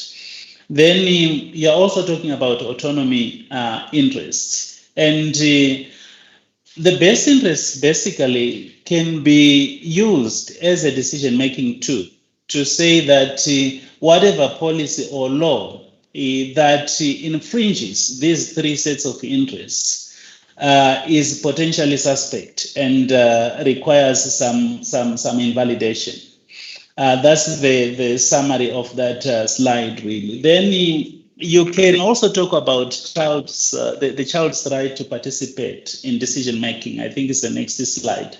And here you're talking about different things. It's either you're being involved just by being informed, or you are involved by actually influencing the decision. And much of that really turns on your age. It also turns on your maturity. It also turns on the nature of the decision in question that is about to be made. So all that is very important. I think currently there is a huge movement about the need to involve children in decision making. Whether they are formulating policy or whether they are making laws, you have to find ways of reaching out to children and seeking their understanding of what is happening and how it affects their lives, and also share their views so that they can actually shape the law and the policy. So I will say to Mitch, just to forget about scrolling down. I think it's taking time. Let me just try to summarize whatever is contained in that.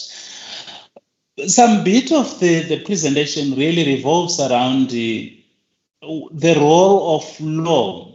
And when I say law, I'm talking about different sets of international laws. So there are hard laws that include treaties that are binding on states like the African Children's Charter or the Convention on the Rights of the Child. Those hard laws are binding, and in those hard laws, you find that there are obligations of conduct and obligations of result, where the state is required by obligations of conduct to behave in a particular way, and where the state is required to achieve a specific result in terms of obligations of result. And those obligations justify some kind of inquiry into what the states are doing. So you'll find most international treaties say that the state is obliged to take reasonable legislative and other measures to achieve a particular right, for example. And your question really is whether the policy measure that has been adopted by a state is reasonable in the circumstance. If it doesn't respect the fundamental rights of the child or the principles that I have just referred to, then that law or policy is potentially suspect. But there are also soft laws that are shown on the screen there that are very important in providing interpretive guidance to policymakers. And to say that, you have to do this. And most of these soft laws stipulate what is not directly stipulated in the hard laws. So they play a very, very important role in guiding policy formulation. But more importantly, and let me just, perhaps this is my last, point really. There is a lot that I've missed there because we are just running out of time. But at the end, I will say that the way you analyze laws, really, much of it should revolve around the need to harmonize regional standards with domestic standards. So you have regional and international standards in the form of those treaties, but also you have to look at how that is being sort of domesticated, whether directly or indirectly. To what extent do the domestic legal standards mirror the provisions of international treaties? It's not very difficult in contexts where you have monist states that say that the provisions of international treaties are part of domestic law. One such country is Namibia. But most of the African countries that we see are highly dualist.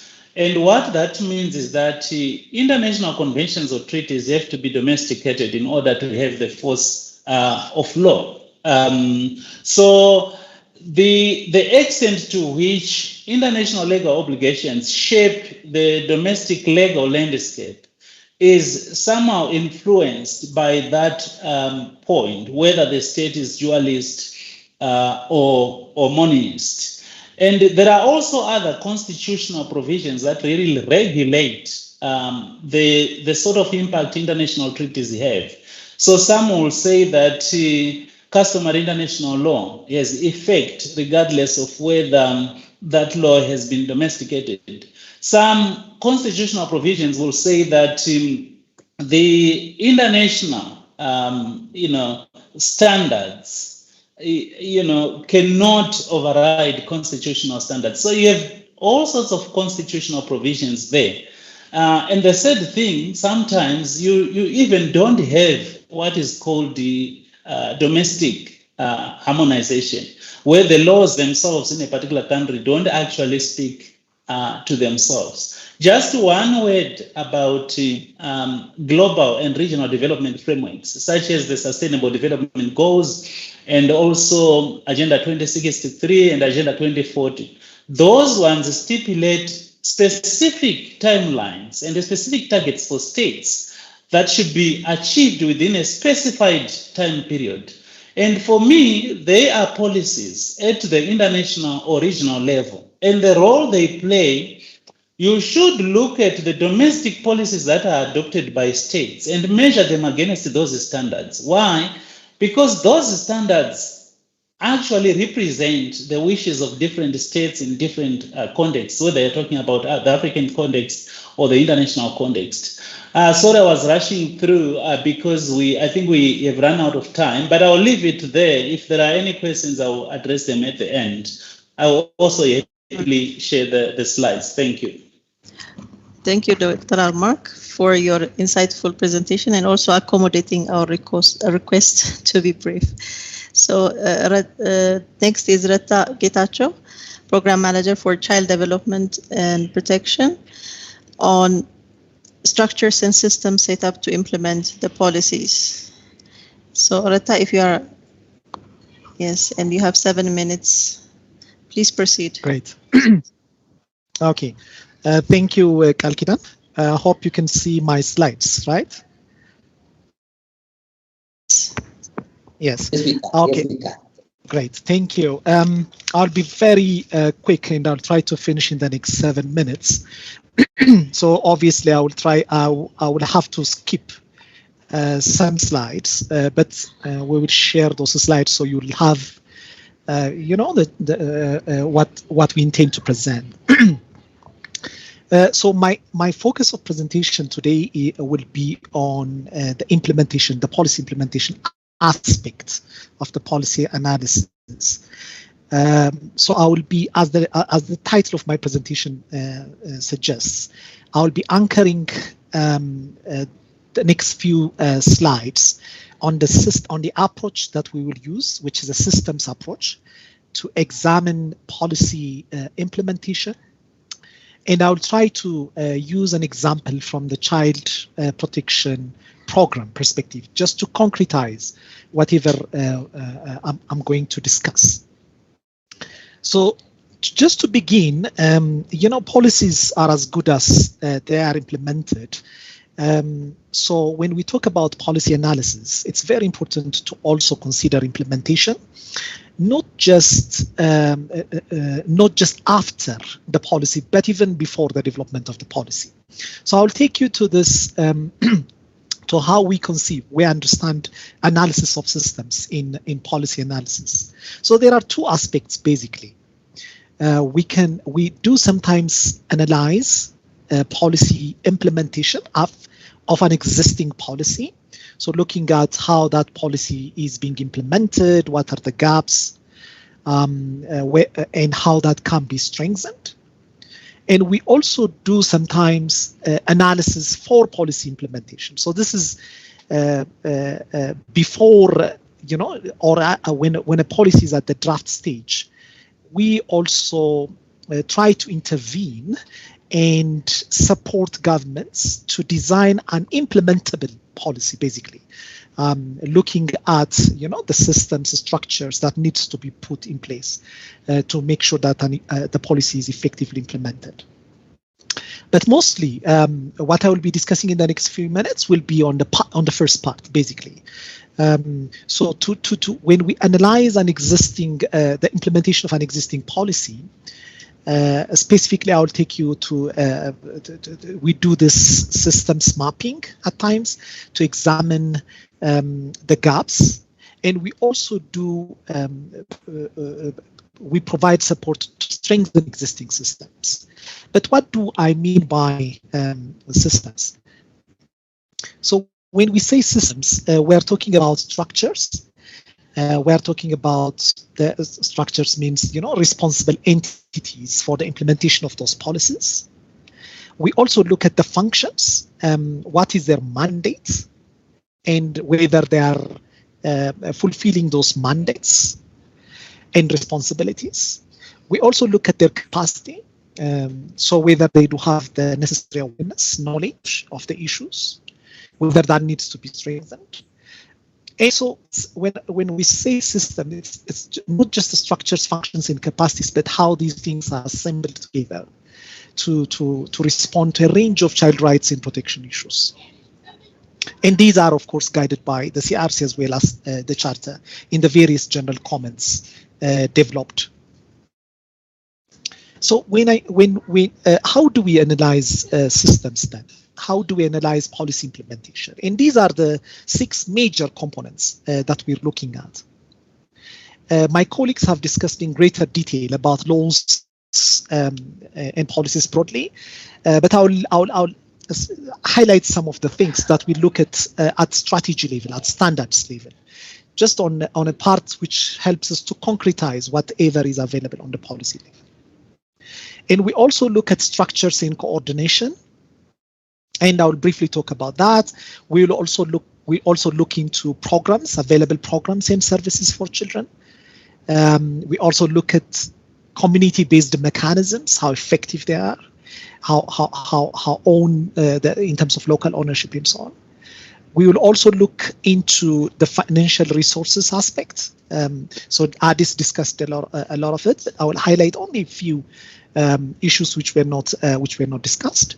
And we also look at the data, whether quality evidence and data is available for decision making. So when we say on the first part, I will not repeat what my colleague said in terms of laws, what Dr. Admark and Shimelle said. But we also look at, it's not just enough to have those broader policies. Ratifications are good, harmonization is good, having a child rights policy or act is good. But we also look into whether those policies are translated in strategies, national plan of actions, and sort of things like that with specific benchmarks, indicators. And we also look at whether those strategies and standards are costed. That's very important for us. We also check whether there is a general public awareness about laws. Sometimes, laws exist, these strategies, national plan of actions exist, but we've seen that those implementers may not have any idea about those policies and standards. So that's very important also when you look at the policy implementation aspect. Whether there is also, even you can go beyond that and you can talk about standards at an organizational level. Number 2 is structures and coordination. This is very, very important when you look at, when you analyze policy implementation. By structures, we mean that there has to be clearly identifiable actors, child rights and protection actors at a national level, and those needs to have clearly defined mandates, and those things need to be actually articulated in our policies, regulations, and standards. We also look at that, and whether those responsible actors have the necessary knowledge and capacity on issues of child rights and protection is very important, and that needs to be strengthened when there is a gap. But having the right people in place is good. But as you know, child rights and protection issues are multi-sectoral, and so there is a very critical element of coordination, which is not often there. So we look at whether those structures mandated for child rights and protection issues are also mandated for coordinating. Do they work together? Education, health, and so on. Do these different sectors work together? What about the non-governmental actors? Do the formal actors also talk to and work in collaboration with the non-formal, the informal actors, community-based mechanisms? And beyond even the formal and the informal structures. As you know, there are some of the issues can also be transnational, right? Like child trafficking, for example, or if you take violence in the travel and tourism sector, those issues cross boundaries. So we also look at whether there is coordination at regional level with other countries, at internationally. It's not just enough to have that coordination within government or between government and government or between formal and informal actors. It's also very important to have that collaboration, very strong collaboration between countries if we want to address those issues. So we look into this, we examine these structures and coordination elements. That's very important aspect. And we also look at budgets. Adis talked about it a lot, so I wouldn't dwell much, but this is a very important element also when we talk about policy implementation. So I talked about the standards in the first element, component of policy element. So those standards, those guidelines, those national plans of actions needs to be also costed. And there has to be a domestic source funding. We'll also look at whether this is domestically funded or is it dependent on donor funding also. Whether there is also this wide approach. Do we have budgets in different sectors, or is it only the Ministry of Children, responsible for children affairs, is a custodian of the whole budget available? So how are they making use of this effectively? How are they using of these resources is very important for us. And the other aspect is the community-based mechanisms. At the national level and subnational level, yes, we said, those governments, actors, non-governmental actors, especially government bears the primary responsibility for the protection of children, right? So social welfare officials, police, government, these needs to talk to one another. But at the grassroots level, we also need to recognize the role of non-formal actors. So we examine the role of families, communities, and leaders such as teachers, religious leaders, and so on. These very important actors, are they recognized in our policies? Otherwise, if we rely heavily on the formal structure without giving due consideration for the non-formal actors, our policies may not be implemented. Moving on, I'm on the 9 minutes. So beyond this, we also look at programs and services. So when we say programs, we promotive, preventive, as well as responsive programs. We look at whether these kind of programs exist. If it is violence against children, for instance, is it mainstreamed in the school curriculum? Do we have, for instance, free birth registration system in the country? Or do we also look at post-violence care services, whether there are counseling, medical services are available or not? So it's not just about structures and the coordination. We also look at programs and services, both by government as well as non-governmental actors. And finally, this is my last slide. We also recognize that it's very important to have data. Data is essential for budgeting, but it's also important to improve our implementation gaps. So we check whether there is a regular data gathering system in the country. Is the data available on research disaggregated by gender and by different factors? At a national level, is there any child observatory, for instance? Is there any national information management and surveillance system? So we also look at these things as part of our policy implementation analysis. So just to say that we don't just assess the gaps, we also work to strengthen these critical components of a system within ACPF. And I think for 7 minutes, that should be enough. And thank you very much. Thank you, Rata, for your brief presentation. It was insightful. So next, I will invite Neguse to present on the use of indices.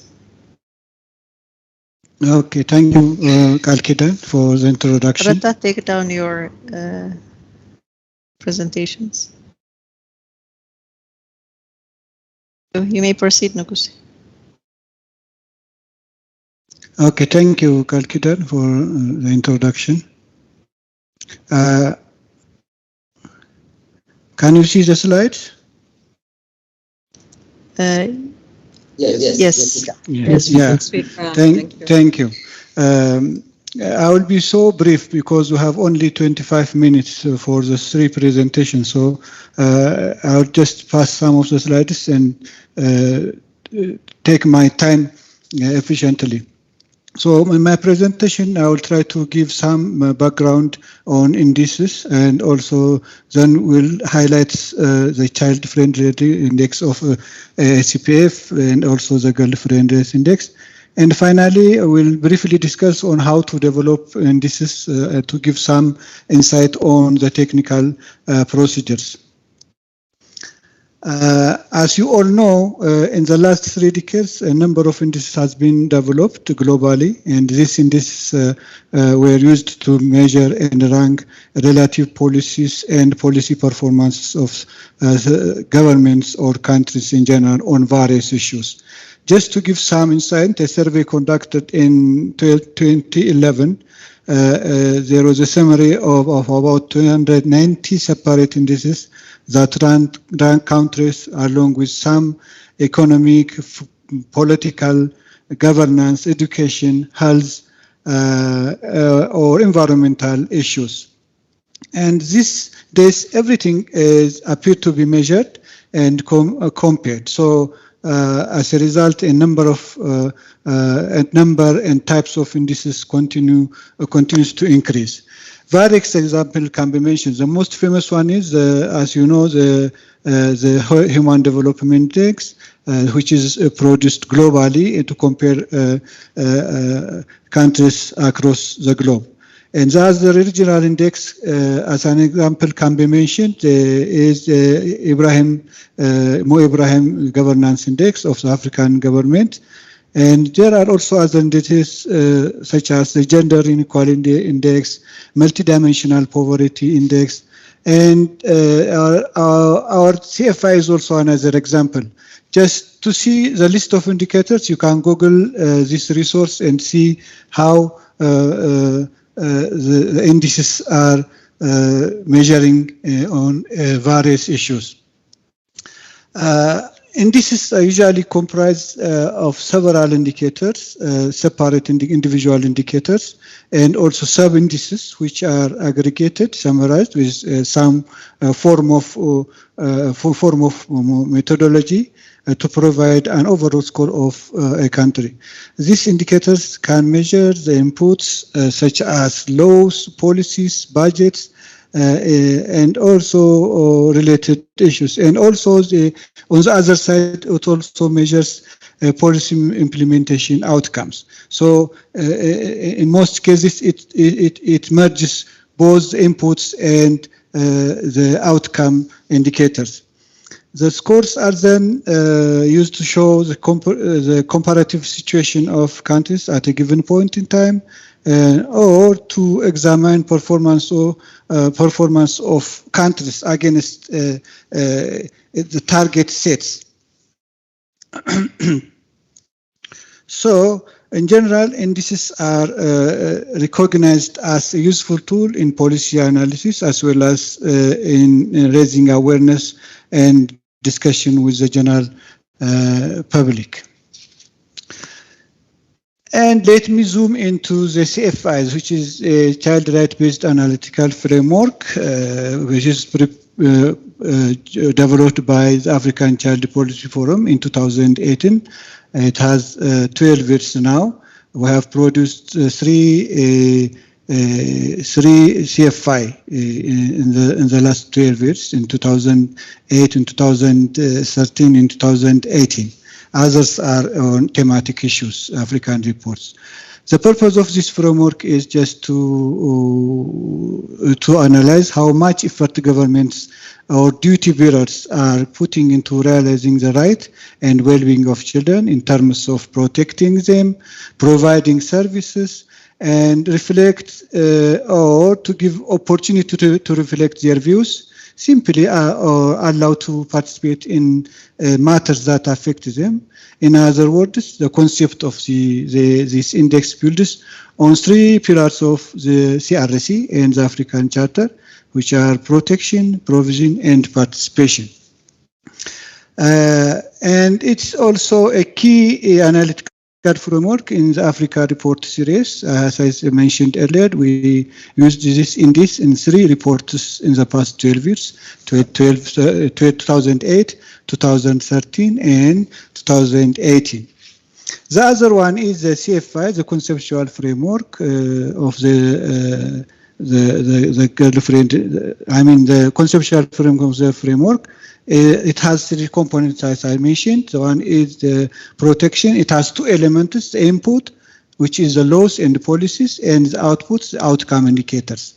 And the provision also, it has two components. One is the input, the budget allocation, and the other one is the outcome indicators. Participation also is in the same way. There are listed of indicators. I will not dwell with that one. You can see the report in the website as I showed on the slide. You can visit that one and see the details, how it develops and what the contents are. The other one is the girlfriend, which is adapted from the CFI to promote the girls' rights. This is also available in the 2020 African report. You can visit the website and read the report to see the details. So just as a lesson learned, how can we develop these indices? There are procedures outlined in the OECD manual or guideline that is prepared in 2008. You can see the details there. There are steps how to develop these indices. So one is just the first one is the development of the theoretical framework to provide the basis for the selection, comprehension of single indicators into a meaningful composite indicators. That is called the index. And the other step is the selection of indicators on the basis of the framework or the relevance to the phenomenon to be measured, and also reliable data sources. The third one is the statistical checks. There are some statisticals to be conducted when we develop indicators. These are checking outliers or extreme values, imputation, because we need a complete data set. And also we should see the statistical correlation analysis and internal consistency should be conducted as well. The other step is the choice of normalization, just to make standard across indicators, because indicators are measured in different units. You should make the same unit. In this case, we need to normalize the indicators making indicators to the same unit. And the fifth one is the selection of the weighting and aggregation methods. These are also very important step in developing the indices. And the other one is linking to the other indices, the developed indices to other existing indices or indicators. How relevant is this indicator index or indicator rather to the subject chosen. The other important is the conduct of uncertainty and sensitivity analysis, which is very important in gauging the reliability and the robustness of the index. So we should conduct, otherwise, it will be in question. We have to show the robustness of the index. The other one is the presentation and dissemination that Rongi will discuss later. That is very important one. As they said, when well-designed graph can speak louder than words. So we followed in developing our CFI and JFI, we followed these important steps. So these standard steps, you should visit the manual I mentioned, the OECD manual, to see the details. Just to summarize what I have presented so far, indices are effective analytical and advocacy instruments, are common tools for comparing public policy and policy performance across countries. and are also attractive or appealing to the media. That means can easily raise media interest. And finally, when we develop indices, we should follow procedures outlined earlier. And for this, you can visit the booklet that I showed here. And thank you really for listening. Back to Kalkidan. Okay, thank you, Neguse, for this very important presentation. As we all say, data is very important for the advocacy as well as all our works. So next will come Saba Lishan. She will be discussing the use of dialogue forums in policy analysis. Saba, introduce yourself and present. Saba, yes, I am. Warm greetings to you all, colleagues. Thank you very much for your patience. My presentation will be posted right now. So let me just start by saying, for organizations such as SCPF, working in a dynamic sphere of policy influencing and law reform processes that are really shaped by diverse actors and forces, making progress in these areas requires, among other things, really looking for a better and more innovative ways of providing advice to policy and lawmakers, as well as to other actors that are advocating for the required policy change to happen. So because our main objective in this training is to understand what a policy analysis is. In this session, we will get a brief overview of one of the tools, policy dialogue or a dialogue forum, used for facilitating cross-sectoral conversation and consensus to promote uptake and translation of evidence or knowledge into policy processes at the continental, regional, and national levels. I will, of course, draw examples from SCPF's international policy conferences on the African child. So moving on quickly. So what is a dialogue forum? I don't think this is new for many of you, but just to give you a brief definition of what exists out there, there is really no clear formal definition of what is meant by a policy dialogue or a dialogue forum, or what it entails. Organizations have their own style, focus, and processes in conducting it. So here is an amalgamation of SCPF's understanding and practice, as well as other organizations' definition. A policy dialogue or dialogue forum is part and parcel of a policy and a decision-making processes where they are intended to contribute. Here is the most important things, where they are intended to contribute either to drawing attention to neglected and emerging issues, or framing debates and set agenda, which you've seen it from Shamal's and Yohalash's presentation, or more importantly, build a consensus on policy options. This is also very critical. They also contribute to affecting the awareness, attitudes, and perspectives of policymakers, practitioners, and activists. They also provide tools and guidelines to affect the behavior and practice of different actors, to ultimately contribute to developing and implementing policy change. Now, all these happens following a round of evidence-based discussions, consultations, workshops, different setups on a particular child rights or well-being issue, with an ultimate goal of informing policy or a practice. So the takeaway here really is that policy dialogue forums are not one-off exercise, but rather a process to a bigger transformative process, and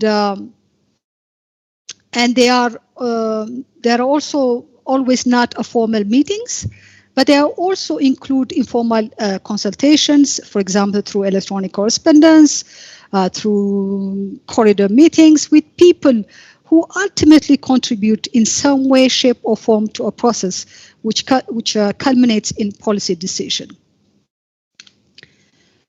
So let me now give you some examples from our international policy conferences. This is a conference that we organize every 2 years. SCPF in the past 18 years has organized around 8 international policy conferences since 2004. These conferences bring together global and African leading thinkers, policymakers, practitioners, activists to positively engage, interact on challenges facing children in Africa and the policy choices that government could consider to promote children's rights and well-being. And if you look into each and every policy conference objective since the first policy conference, which was in 2004, they range from drawing attention to the most pressing and neglected issues such as violence against girls in Africa, crimes and extreme forms of violence against children in Africa, in the case of the second IPC or the seventh IPC, to framing debates and set agendas on issues such as the African child and the role and position of the family, the child hunger, social protection, or to calling for policy changes on issues such as inter-country adoption in the case of our 5th International Policy Conference, and also budgeting for children in the case of the 4th IPC. Now, because these conferences are informed by solid evidence and always conclude with concrete outcome document in the form of common position or communique or guidelines or a call to action, their impact have been significant at the different levels.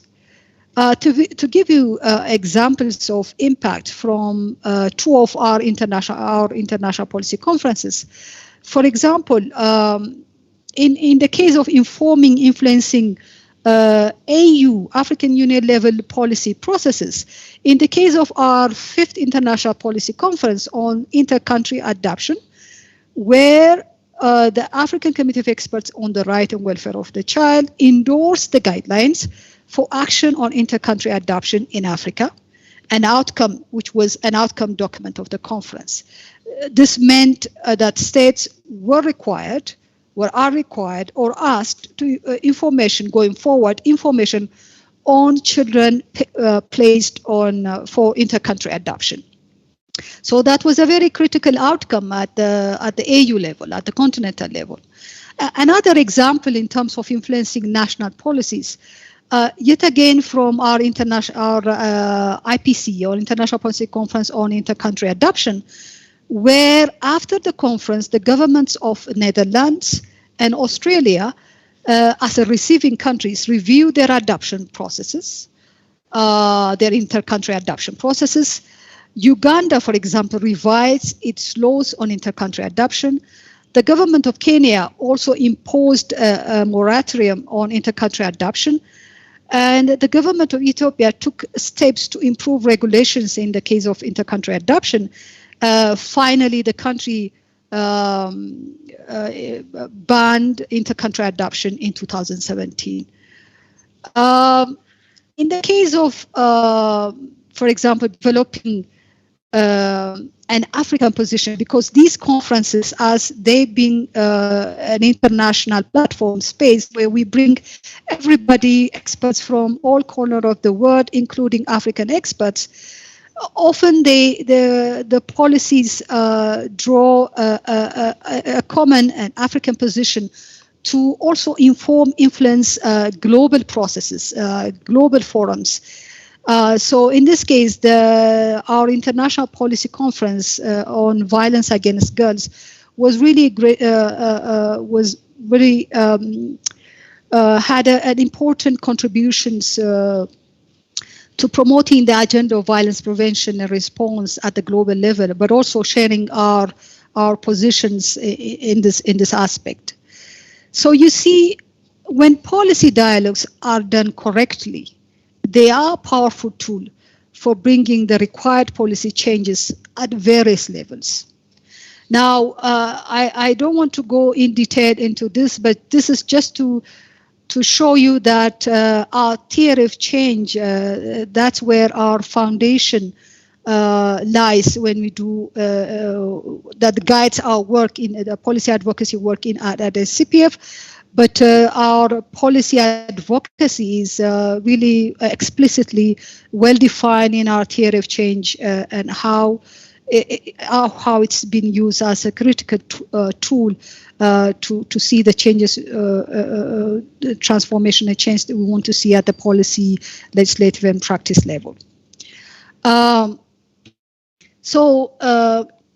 Quickly to see now, I think many of us in our work, we've been conducting different kind of dialogue forums, policy forums. So these might not be new to you, but just quickly, the key characteristics of a policy dialogue, they range from that, for example, that the process it's a very an iterative process, meaning the challenge in coordinating a policy dialogue can be managed by continuously assessing whether we are on track or not. This has been repeatedly said, but for a success of a policy dialogue, it needs to be informed by really robust evidence, and that's very critical. And more importantly, it needs to bring all stakeholders, from policymakers to practitioners to activists, all needs to come together and have that common understanding, but more importantly, reach to common understanding on consensus on the policy options that we are proposing. And it needs to come up with a really concrete outcome document to support us, to help us in the follow-up exercise. Now, again, these are very practical measures. So there are really concrete steps that we need to do to make sure that our policy dialogue come up with really concrete recommendation, but more importantly, the process brings out the changes, the results that we want to bring about. So the preparation stage is a very, very critical stage. Sufficient time for preparation needs to be allocated in terms of defining our problem, our purpose, our stakeholders, mobilizing the resources. So this is very, very critical. There are also things that need to be taken into consideration during the forum, but more importantly in the area of following up after the dialogue, after the policy consultation. So how do we make sure that or what has been proposed really followed up? So that's a very critical steps, and there are consideration that needs to be taken. So quickly, some few areas for consideration. So these are the lessons that we got from our organizing all these consultation. The first one being for how to bring about a stakeholders buying in policy options. Yeah. So promoting stakeholders buying in the policy option, this is like it has been said repeatedly, this is a critical process and step, and it really depends on the time we invest in the preparation phase to ensure that the key senior decision makers within the sectoral ministries are informed about the forum, the purposes, the intent, in other words, recruiting the champions for our agenda. The other is the process of evidence generation. This is once again critical point, an area that requires really a careful attention. Evidence generate the evidence, the comprehensiveness of the evidence generated, but also how we package it. Rongi will come into this. So other areas, managing the the partners within the process. So some stakeholders may be perceived to have more influence on the policy dialogue process than others. So creating conflict in coordination roles and mandate. So managing that whole process is very critical. The last point that I want to mention is really important to institutionalize policy dialogue processes, meaning developing the capacity, the institutional capacity for organizing, managing these processes, for continuity and building institutional capacity and coordination and facilitation. So the final takeaways, these are just a repetition, some areas that we need to consider in the planning stage, during the dialogue and implementation, in the follow-up, a very critical area. So I think that's about it. Thank you very much for your attention. Thank you, Saba.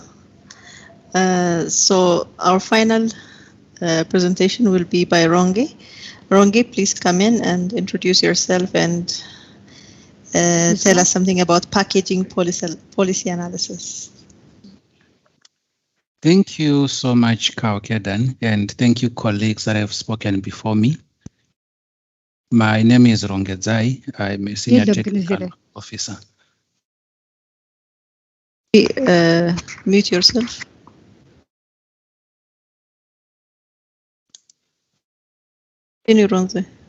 Okay, thank you.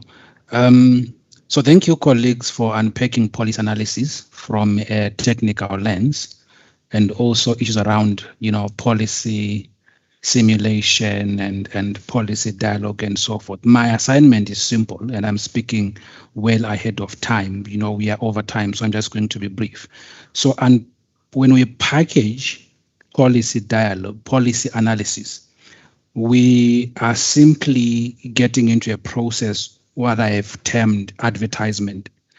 So you notice that what we have discussed, for the past 2-3 hours was the processes and the time, the engagement, the research, the evidence gathering. And when we get to packaging policy analysis, we are now getting into advertisement, into taking that policy analysis out in the public domain. And then we require a messenger. We need to be sure of who is our messenger and how are they going to deliver the message. Secondly, we also need to understand that packaging policy analysis is about the audience. Who are you targeting? What kind of information do you want to deliver to them?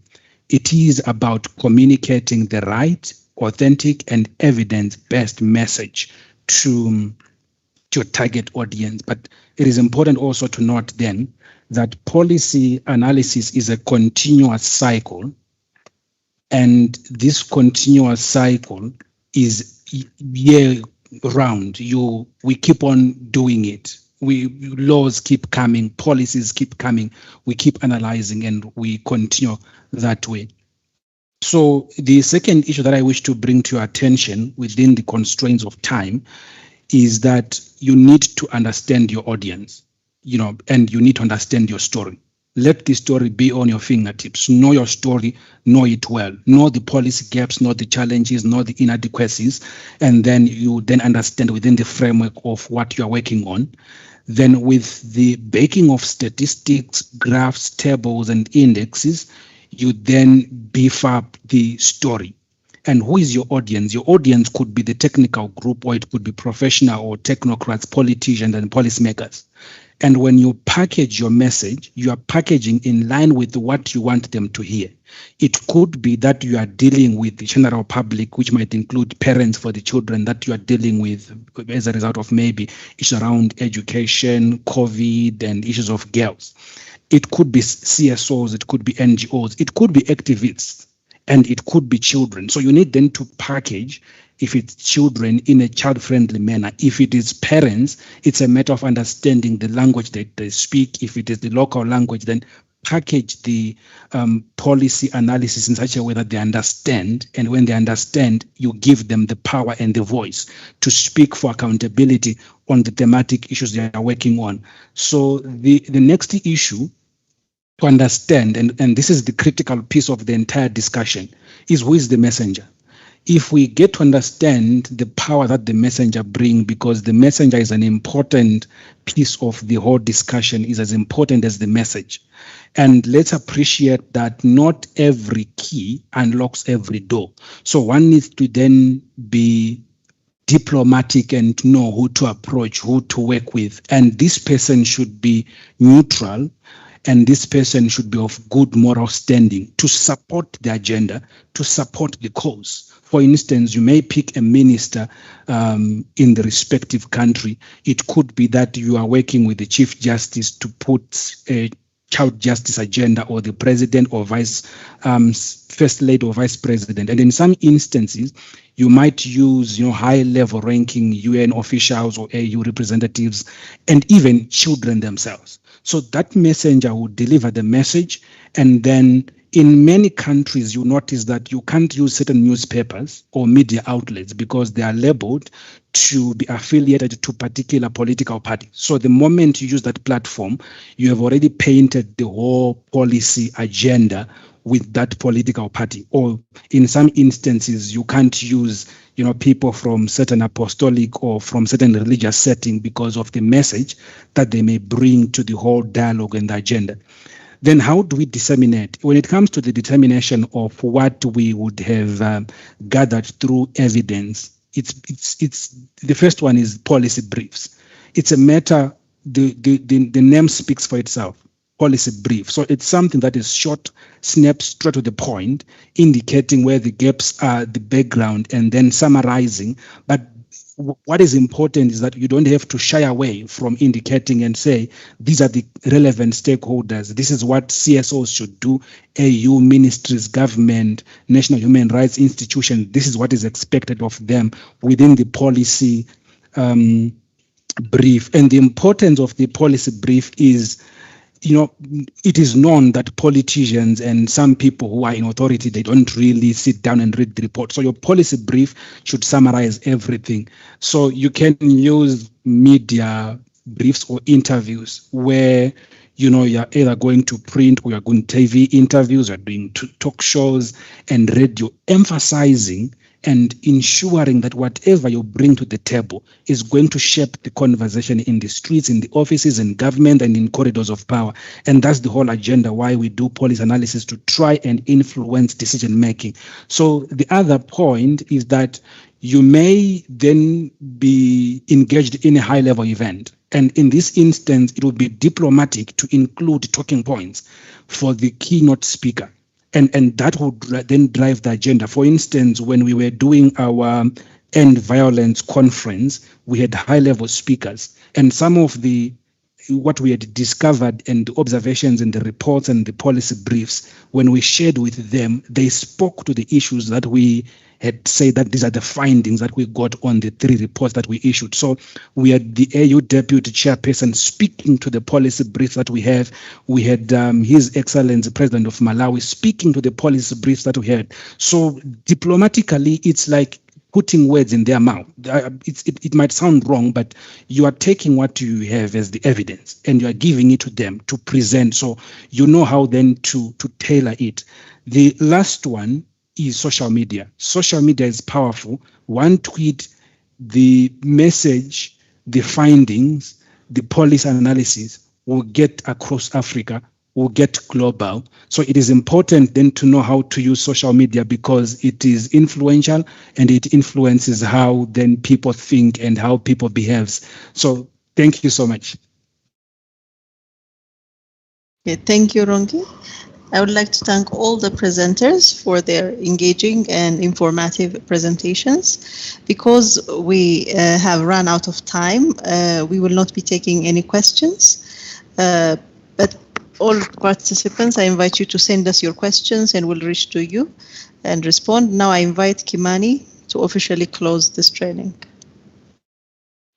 Thank you very much, Kalkidan. I think we had a lot of information and knowledge to share within a very short time.